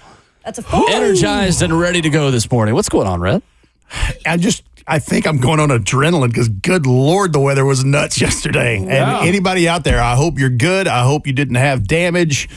I hope you stayed away from the flooding because that was a wild ride last night. Look at this. I'm looking at somebody's account right now. There's a guy on top of a truck from, give credit where Smoky Barn News. It is running water, and apparently he was saved last night. This is pretty treacherous right here, right? And here's the thing. This is why the meteorologists always talk about turn around, don't drown. The power of the natural elements of the earth, and water being one of them, it is you have to have a healthy respect for it. It does not take much water in a swift motion to sweep your vehicle. You'd think, well, yeah, I can get across this. My vehicle weighs 4,000 pounds. Doesn't matter. Yeah. Does not matter. At some point, science takes over and your vehicle becomes a buoyant object somewhat, and the next thing you know, you're down the river. You can't do that. But boy, those tornado spin-ups and things, I'm like, golly, because I was kind of concerned about it. In Columbia, wasn't it? It was. I knew, and another shout out to @Nash Severe Weather. Yes, sir. When they're telling people on their live YouTube feed when this stuff's going on, if you're in this area to this area on I-65, get off the interstate now. I saw that 840 got ripped, didn't it? Yeah, they're 65. Yeah, they're not kidding when they tell you these things. So anyway, I'm just glad that we all made it through the night. Good. We did. So I'm ready to roll. Absolutely. Yeah, I know you had a busy day yesterday. I was expecting my Rhett Bryan update that we usually exchange during big storms like that. You had a busy day yesterday, though, so I was just like, all right. Dad had a procedure at Vanderbilt, and he's going to require some major surgery. It's going to keep him sidelined over the summer. And so, yes, I was taking care of duties as a son. And but, yeah, if it was something that was super serious in your area, I would have dropped that. You good? Yeah. Oh, yeah. Keisha and the boys, they were good. In your safe we were place. Actually in separate places at the time. They had to go under the house again. Yeah. The warning came through again. Super unique situation. We handled it, though. Now we know where our safe place legitimately is. And that's the thing. Charge your devices, have a plan. Yeah. And when you're prepared, hopefully you never have to use any of those things and that it's good, but you have a plan. Have a plan, man. Well, we got a plan today, right? Because rookies are in town. Woohoo! I was just going to say, welcome to Tennessee, rookies. Yes, and welcome to a nice segue by Ramon Foster. That's right. We just talked to the voice of the Tulane Green Wave in Corey Gloor. There is a wave of rookies that will enter Ascension St. Thomas Sports Park today, Rhett Bryan. Who are you most interested to hear from today, not named Bill Callahan? Because that's the answer that I think everybody's going to give. I mean, obviously, because that's going to be the leader in the clubhouse. In fact, I know kind of how they do this with the assistant coaches. I would hope that they would consider maybe doing Bill Callahan by himself with all of us at a podium situation, because he's going to be asked lots of questions in a position group that has lots of questions and has had lots of things reset on it as of late, including the addition of J.C. Latham during the draft a couple of weeks ago. And now let me say this. I'm always interested to hear some of these position coaches. I'm very curious to hear Tracy Rocker talking about Tavondre Sweat, which I believe was kind of his guy throughout this whole process, to be able to help Jeffrey Simmons and those guys in his room and on that position group on the line. And of the rookies, I'm interested to hear from some of these DBs. I want to hear Jarvis Brownlee. I want to hear James Williams, Cedric Gray, the linebacker from North Carolina. I'm looking forward to hearing from whoever they trot out there today. And I'm excited that rookie minicamp has begun. And if it keeps raining, they'll have to hold it in the bubble on maybe a giant barge or something, because water level. Right. But yeah, this is, the precursor to all the OTAs. And so I started going back last night and looking at all the things, going like, okay, this date, and mandatory meeting camp, and just kind of checking the boxes before we get to the big lead up. It's crazy too. We get about a month of all the mini camps, the organized teamed activities, the mandatory, the quote unquote optional, as optional as those things really are. And then we get done with that in mid-June, and we're just a little over a month away from training camp. Pretty wild. We're not that far away at all. It goes by faster every offseason. And then see, that was the whole thing with what the National Football League has so wisely done over the years in evolving their sport, is they have made themselves pretty much a year-round topical thing and keeping top of mind. It's why it's one of the most popular sports, if not the most popular sport in North America. And here's the other thing that we haven't even thought about. First of all, it was thought that maybe the NFL regular season schedule, including the Titans schedule, would drop tonight. That appears to be sometime next week. I would think probably next Wednesday, Thursday, something of that nature. But the owners' meetings are taking place here in a couple of weeks here in Nashville. The NFL owners' meetings. Oh, wow. And, Roger Goodell put it out into the ether a few weeks ago. He dropped the old 18-game regular season schedule. Yeah. And while I don't think it's as easy as the snap of a finger, because there's a lot to consider from the NFLPA's part of it, I think it's going to be interesting to see what topics evolve from that at the owners' meeting. So, again, top of mind.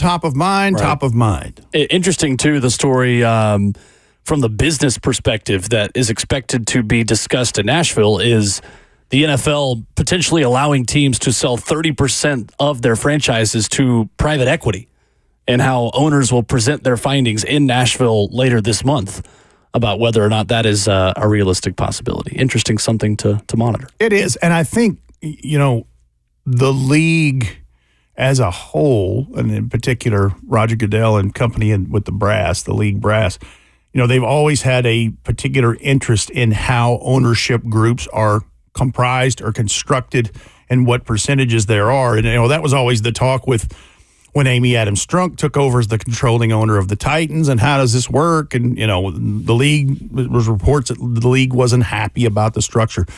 So, yeah, it doesn't surprise me that might be topics of conversation, because the owners are the owners, and they're going to go, you know what, let's, figure out how we can, sell off a stake for, operating cash or whatever, unless you're David Tepper and you're a gajillionaire. Exactly. So, Right. But yeah, it's always fascinating to me the topics that come out of these owners' meetings, and in particular, when rules change and those kinds of things. By the way, Rhett, real quick, we've got the draft next year is going to be in Green Bay, Wisconsin, which will be interesting within itself. Might have a chance of snow there, I but know. yeah, go ahead. But then in 2026 and 2027, that's to be determined. Any chance Nashville could get a look at being a host again? I would think absolutely they'd have a chance because they've done it and they've done it well. I mean, Detroit just broke the attendance record that was set in 2019. Yeah. And I think if we're talking timing, and this is a total guess, but 2027 lines up with the new stadium. So, I certainly think that's a possibility. And I guess I didn't realize that they hadn't determined those things that far out yet. But I would certainly think Nashville would be on that landscape, especially now that they have so many hotel rooms. They've met the requirements for Super Bowl stuff, which, that, with the new stadium, they're going to get a Super Bowl at some point.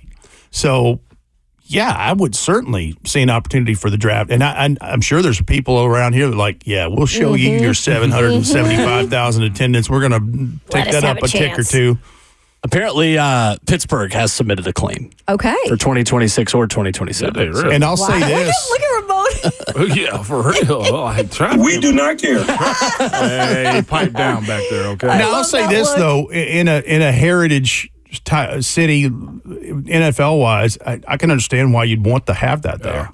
And they're fitted for it too. What is the big summit, the World Summit that they have? Like they've had that in Pittsburgh too. What is it? The G8? They've had that in Pittsburgh too. So they're fit for it. It's just a matter of, how long it take you to get to the other side of town in Pittsburgh? It like 5 miles take you 30 minutes. That's the logistics. Well, it's of it because right you're there. sitting on 3 rivers and they've got to have a dad blame bridge to get across it. Yeah. That's very true. I can see why they will on it. It'll be fast. Spring in Pittsburgh is beautiful. Well, so even longer when Bain blows up those bridges too. You a ball. You really adopted the NFL draft. I was picked in it. Get him, Will. Coming up with Rhett Bryan, we will discuss a Pittsburgh native who is reportedly going to be a Tennessee Titan. Rhett's reaction to the Tyler Boyd addition for the Titans offense, plus another look at names to watch this weekend as rookie minicamp gets started. Next with Rhett Bryan.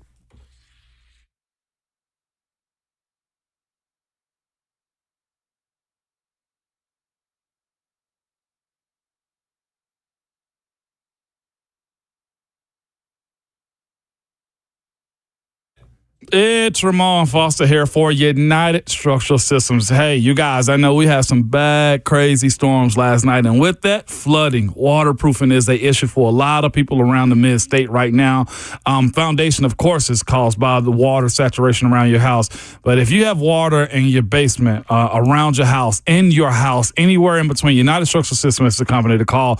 Again, today is one of those days where you have to have a hard reset, and they are the company that you need. Homeowners have been trusting United Structural Systems for over 25 years to handle these problems that Middleton, Tennessee has been going through over the last 24 hours. So when it comes down to keeping your home dry today and stable, reach out to the company I know. It's United Structural Systems. They cover Middle Tennessee, Southern Kentucky, Western Kentucky, all the places around our area that have been affected by the rain and the storms over the last few days. You can reach out to them at ussTN.com or call them at 615-488-7855.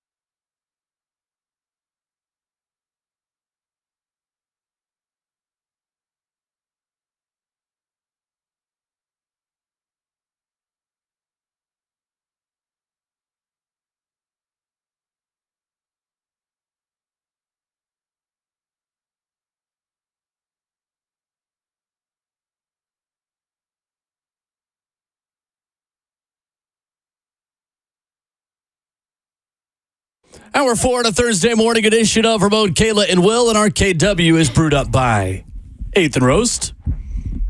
Rhett, Bryan in studio with us, the executive producer of Titans Radio. Ramon Foster, Kayla Anderson, Robert Walsh. I'm Will Boulding.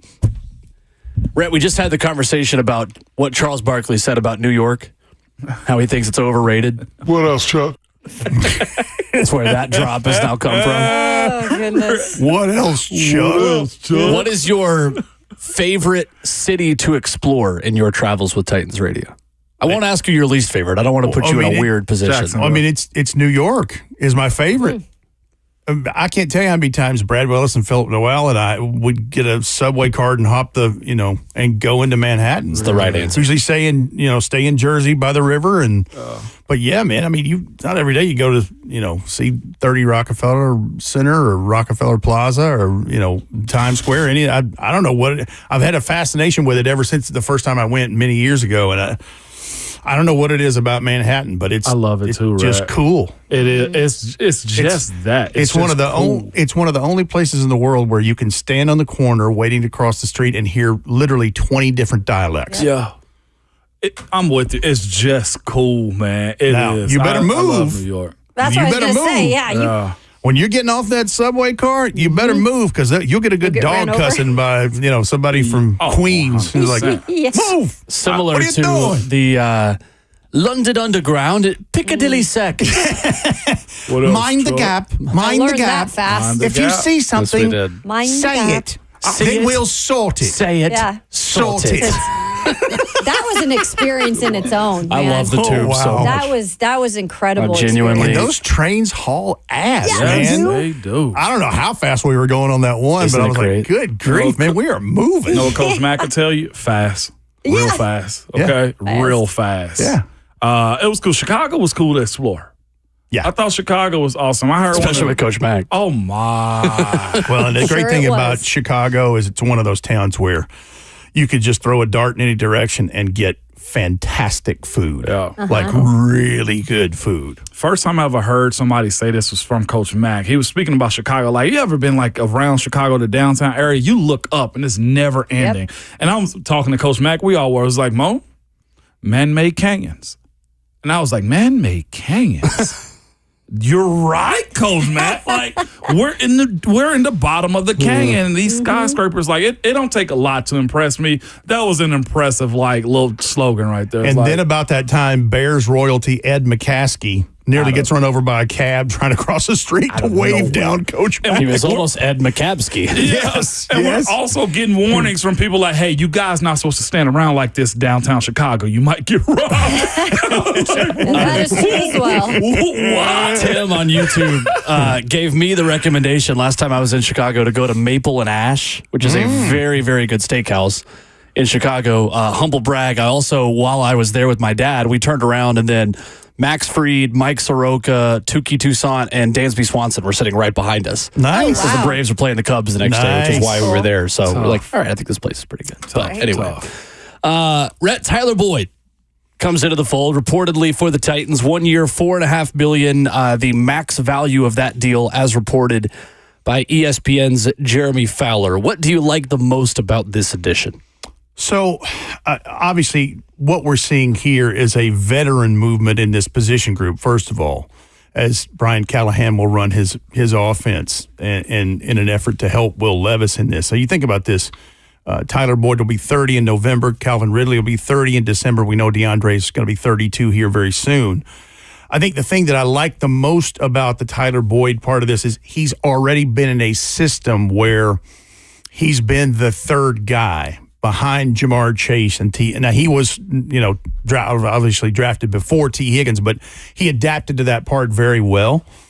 And then, I think the only thing that's puzzling to me is the drops that he started having last year. He had a couple against the Texans in a game in November that ended up costing him a game. And the thing is, he's been, remarkably reliable. I think he's only missed, what did he miss? Like 4 games in his last 3 years. No, 3 games in his last 4 years, 11.7 yards per catch in his career, 513 for 6,000 yards, 31 touchdowns. And he's a chain mover. So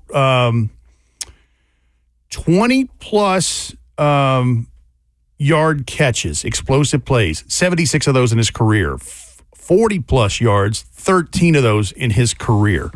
And the drop rate, after you take out what he had last year, I think coming into last year, he only had 7 career drops in his entire career going into that. So you're talking about a 3.1% drop rate since 2018, like 20 drops and about 640 targets. So you take that all day long. And look, I'm not saying he's got something wrong with him as far as the drops. That happens in guys' careers at some point, but he's been really reliable as a receiving target and the availability part of it on the field.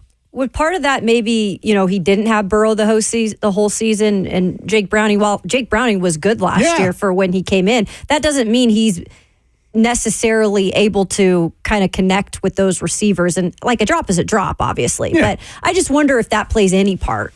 I mean, I'm sure there's multiple factors in this stuff. I was reading a piece that some of the Cincinnati writers had written after that game, and he had declined to speak to the media. He wasn't rude or anything. He just said, yeah, he got a minute to talk. And he's like, nah. And, he was very hard on himself about the drops. He's obviously a pro. I mean, he's played very good football for 8 years now. So I don't know that it's anything that anybody should be alarmed about it at all. I think sometimes it's just a little cyclical thing with him. But I just, I like the addition. I do. And it's, kind of what Joe Burrow had around him in a veteran presence of receivers. Plus, I mean, this turns up the heat for Traylon Burks another notch. But you could do, I mean, when I saw the Tyler Boyd, I'm like, the Zay Jones thing was reported. Oh. I'm like, that wouldn't be bad. And, of course, he has a connection through Nick Holtz that is the offensive coordinator. But then I saw them cut Tyler Boyd. I'm like, that makes a lot of sense. Coach knows him pretty well. So, but yeah, I think it's going to be nice. Interesting too. You look at his yards after catch number for a guy who is seen as the slot receiver that finds space in the zone and then kind of that's it, right? Like I feel like slot receivers sometimes get that notion of you're just a set of hands and then you find space and then that's all that you do. He still had 287 yards after the catch last season. You talk about the decline of his career. Obviously, playing with Jake Browning plays a role in that last season, but his yards after catch numbers have stayed relatively consistent, right around 280 to 400 yards per season in his career. And that's why I mentioned, 76 plays of 20-plus yards or longer, and then over a dozen of 40-plus yards. So, yeah, he can move it. And I guess saying chain mover maybe necessarily was kind of a negative connotation because he's more than just a possession receiver in that. Because clearly, or he wouldn't have those numbers that show up. What's unique about this, though, Rhett, is, we ask and joke around, what's better than one thing? And most people will tell you two. To be honest with you, right? Well, that's essentially what you got in Traylon and Tyler Boyd right now, though, too. Because if you look at the roles that they could or should play, like Traylon's situation to me suggests, all right, unless something changes, he's probably going to be a 2 or 3. That's essentially what Tyler Boyd is. You look at Tyler Boyd's plays in Cincinnati, he's down the slot, down the field. He's a matchup nightmare as it pertains to, with linebackers, safeties. You have the flexibility to do end arounds with a guy like him. That's the same and similar role that Tyler Boyd has played for Cincinnati here. And I don't look at this as a negative thing for Traylon. It's the way I'm phrasing this. No, and the only reason I would say that it's one of the main reasons I would say it's not a negative thing for Traylon Burks is, first of all, we don't know how many receivers they're going to keep, but we can almost guarantee that this offense is going to be more pass heavy than it's ever been before. You're going to have 11 personnel, 3 wide receivers, quite a bit in this offense. And I don't have a whole lot to base that on. I'm just guessing here. But I'd say that's going to be a safe assumption. And, I don't know. They keep 6 receivers, 7 receivers. I don't know what they keep.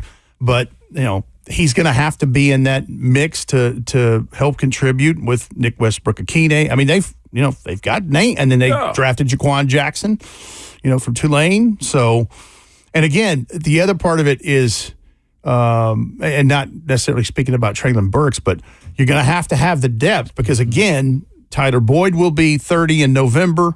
Calvin Ridley, 30 in December. DeAndre Hopkins is about to be 32. So, I mean, not saying they're done. I'm just saying Father Time is undefeated. To that point, though, you don't have to force feed Calvin Ridley to where he's in harm's way the entire time. When it comes down to Calvin Ridley getting his targets and touches or in catches, right, his numbers should be, I think, high and above everybody else because his pace suggests that. But if there's a situation where, hey, we're taking away Calvin Ridley this week, you still got 3 valid guys. And yes, I'm throwing Traylon in there. It's not like he can't catch or he has brick hands. Absolutely.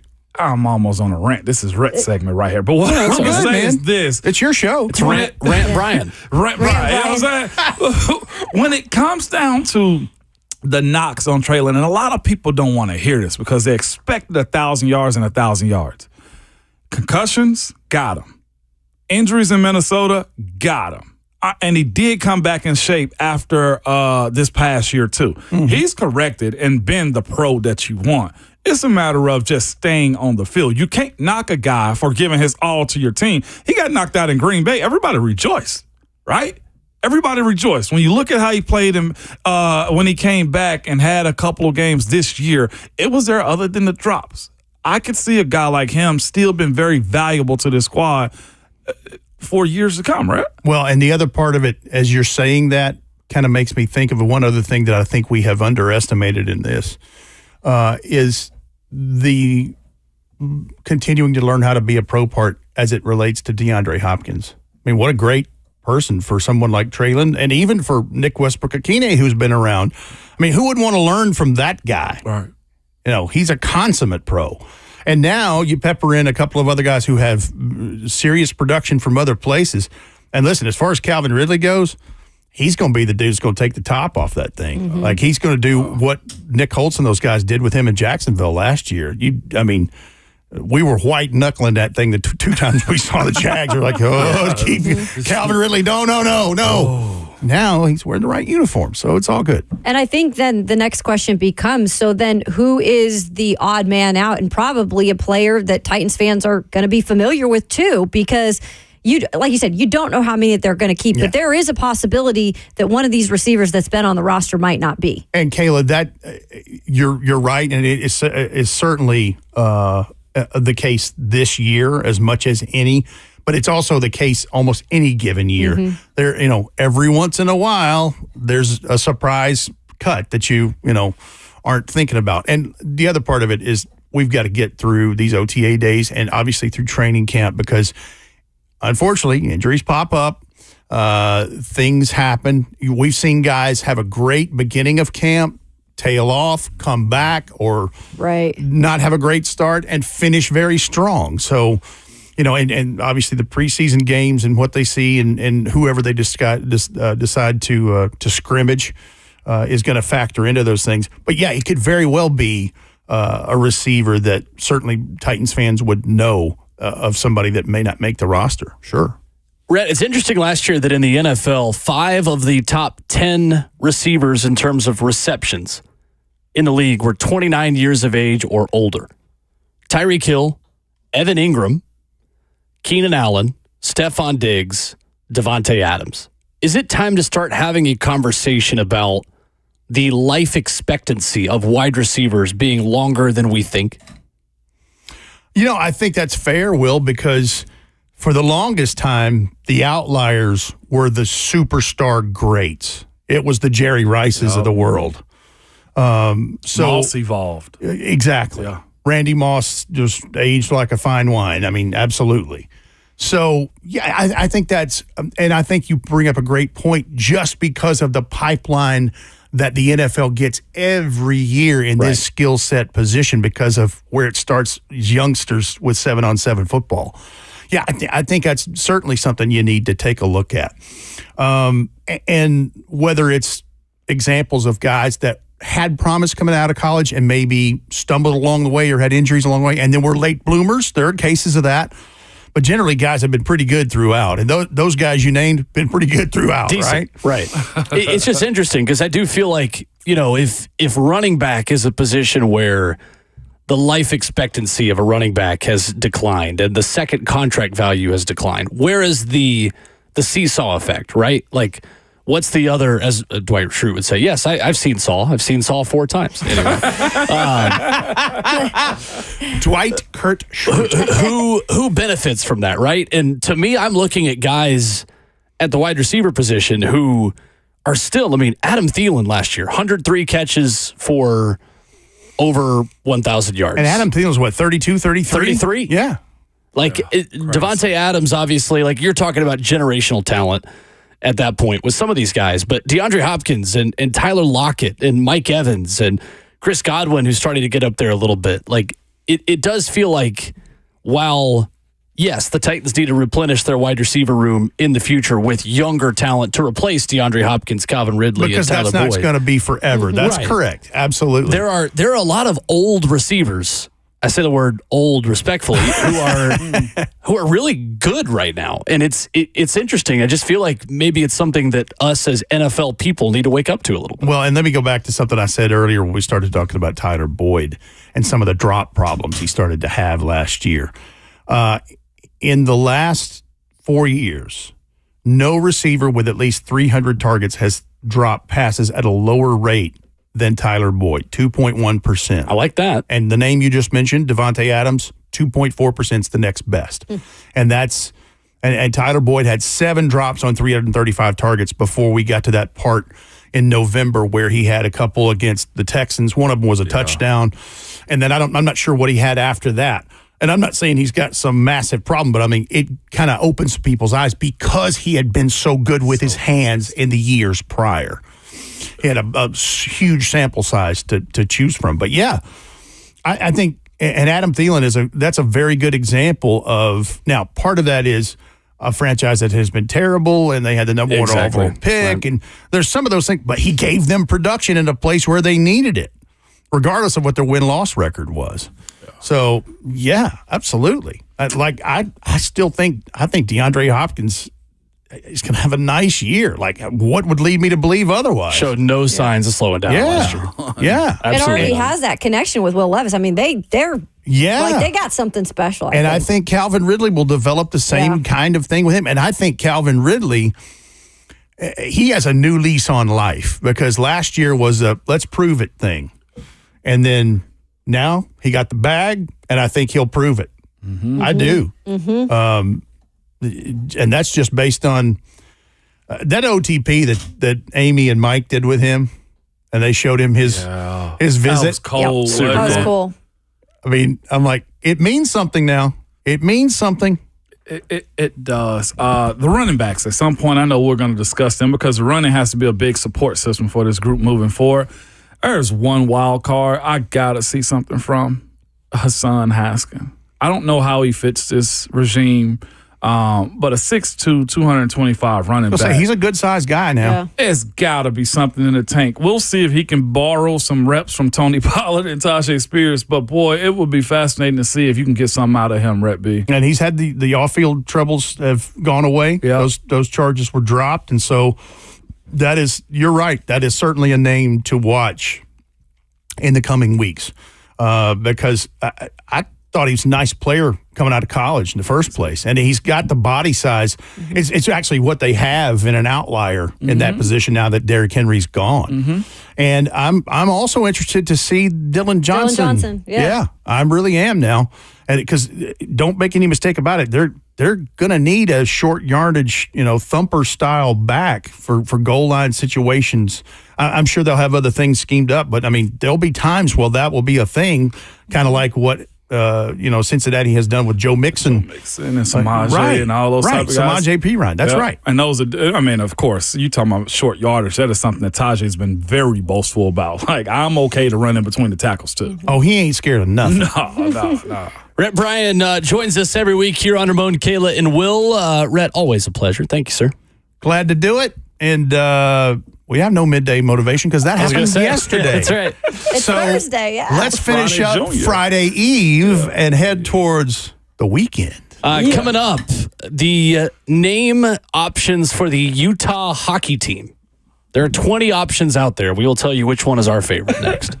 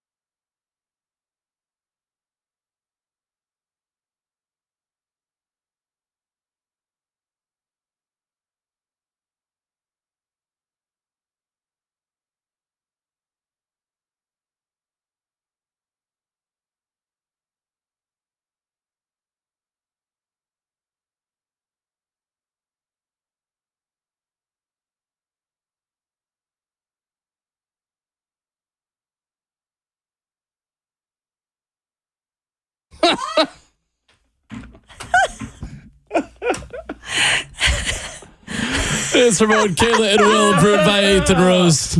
That is great from the musical stylings of Robert Walsh. That's beautiful. I love that song, by the way. Get him, Chuck. What song is this? It's That's Jay-Z. such a good song. And then what? Is this what? Kendrick Lamar? Is this by Drake? He's By being Young I have never heard that song. he's being You Shaq never now. heard that? I've That was never a heard perfect that workout song. song, Will. Okay. You got to add that to your playlist. I got to the last set of my deadlifts the other day, and the Wipe Me Down remix did come on. That was a good one for the last that set. was good. That's the universe and right there, ain't it? Like all the stars align. Is Thug Motivation Jeezy's best album, Ramon? TM, that one to me, yes. It's got the most renowned songs on it. That and the other one that slept on that would be perfect in today's time is The Recession. 100%. Yep. I will never forget picking up Ron Slay from the Baton Rouge airport the night before Tennessee hung, 50 on LSU? Light work. I picked up Slay from the Baton Rouge airport at midnight with the Wipe Me Down remix playing on full blast in our rental car. And then we went and got Raisin Canes. There you go. And the power of friendship led Tennessee to a victory in Death Valley. All right, so Utah's hockey team has 20 options. Wow. For their nickname. I'm going to run through these. You may ask for a second reading if needed. Okay. I want your favorite out of these, and perhaps least favorite. The Utah Frost, Ice, Powder, Mountaineers, Freeze, Mammoth, Black Diamonds, the Blast, the Caribou, that's fun, Blizzard, Swarm, Hive, Outlaws, Yeti, Squall, Fury, Glaciers, Canyons, Venom, and HC, which stands for Hockey Club. That's stupid. I thought there were some great ones in here. No, hockey club. What? We're not soccer. What are we doing here? All right, easy. Well, no, I'm saying save Easy. that for soccer. They're not a soccer team. I like the Freeze, Black Diamond, Outlaws, and Fury. I feel like the snow-related ones, though, aren't good because you have the Avalanche, who are just next door to you in Colorado. True. That's true. I like the Freeze and I like the Yetis. The Yetis. Wow. You want to talk about sign there and get you a cup. If we're talking about what would look best on a T-shirt, the Caribou, the Mammoth, and the Yetis would be outstanding. I have the best design for you right now. Hit me. Utah with the mountains. Utah Outlaws, and the mountains got bandanas on them. Oh, I thought you were going somewhere else with that. Two mountains. Like they're snow capped, but the bottom is the bandana. I'm with you. I'm with you. You picking up what I'm putting down, bro? Yeah, that would be cool. Creative. That might be do it, huh? Dang, give Ramon an idea. He comes up, man. We should Maybe do you this should more get him in often. touch with Do this Utah. more often, man. That's all I'm telling you. But the Yeti's like the mythical creature, and that would look really bad in a good way on a jersey. You could sell a million Those plushies. Yeti- those that are you've got a cool. built-in mascot with a big ass mascot costume. Yeti's your sponsor. Oh, you would 100%. Right? The Yeti would have Yetis. You're right. Yeah, I'm with that. What's the worst one? worst one? Give me one more. A squall. Does anyone in here, without looking it up, what is a squall? Is that a bird? No. Oh. And why are they the why would they be the outlaws? Because that's where a lot of people go to hide out. Well, that's true, and that's not a good thing. So That's why NBA young boys at. let's not put ourselves with that. I'm serious. Good Lord. Utah is a place you go disappear, Will. What does NBA stand for, Will? Do you know that? In NBA young boy, what does NBA stand National Basketball Association? that is what most people would guess. Never broke again. Thought that, Oh my God. What? I literally just thought he was playing off of like being friends with NBA players. No. Never broke again. Does anybody know what a squall is? Ramon guessed It's it. like a storm. It is a cold wind, a strong, piercing wind. Yuck. Okay. That never broke again. That's what that stands for. I'd tell you what. Of all the artists I hate the most, I think his music might be the music I hate the most. Get him, Will. Out there. Who you're talking about? NBA young boy. He got one that's really dope that the kids do the gritty too. Nah, I don't like it. Really? I don't like it. Leave that to the middle schoolers that want to look cool. I think that's what I don't Utah need that. should do. Utah should be the Utah NBA Young Boys. He lives in what is it, Gravedigger Mountain up there? I think. Sure, the Utah Gravediggers. Is that Give where them that. Yeah, call them the Is that where the Gravediggers. monster truck came from? Right? I'm trying to put y'all up on games and y'all get caught in these back alleys. You can get out of them, All right. okay? I'm gonna go with the Black Diamonds is terrible. Ew, Yeah, that's that's awful. tough. It's like a skiing thing. For Yeah. Utah, welcome to the ice, your Utah Black Diamonds. Yeah. First of all, you don't go on a black diamond unless you're really good. That's got to be racist. Oh my God. I'm just gonna leave that there. Give me the Utah Fury. I like the Fury. You know what they could have went It's for? not bad. Never mind. I'm not gonna say that. I had to think about it twice. Twin Peaks? Nope. Nope. I ain't gonna say it. I like keeping my job. The Utah Wives. Multiple wives. Yeah, that's Well, why it's since you plural. said it, That's why the Utah Colts. there you go. You can have a There you cult. go. You can have a Colt. Oh. CULTS. Yes, the Colts. Interesting. Cool. Somebody brought up like the Quakers. Quakers. I think Pennsylvania That would with be for Quakers. Penn. Yeah, I think Pennsylvania with Quakers. Give me a couple more names off of there, just a couple. Where else you Could got you up do there? something powder? with the Blizzards and Blizzards. DQ could be your sponsor? But then you're just the Avalanche. A lot of people die in avalanches too. Yeah. The Utah Powder sounds like something that would have been a better idea in the 80s. Yeah, I mean, Studio what would the 54? mascot Maybe have under his the nose? Miami Powder might make a lot more sense than the Utah Powder. Be an interesting Mama mascot. Blanca. That's hitting the kind of slopes I don't know if they want to be in charge of. Do they have a powder room in the arena? Studio 54. Coming up tomorrow morning, Ramon will give us more of what acronyms stand for in rap songs and artists. Gosh, that sounded so white. We're back at it 6 a.m. Brett Hubbs will join us. He'll showcase that he has a lot more knowledge than all this stuff than even I do. Even though I'm in my mid-20s, yet I am 26 going on 45. Never broke again, Will. Brian Callahan at 11:20, Will Levis at 12:20, live here on The Zone. You'll be able to hear both press conferences as a part of the Buck Rising Show, which is coming up next. Oh, it's my turn? Oh, it is. Yeah, I got to remember it all the time. Your Twitter fingers and your mic is always Too busy on that Utah Powder.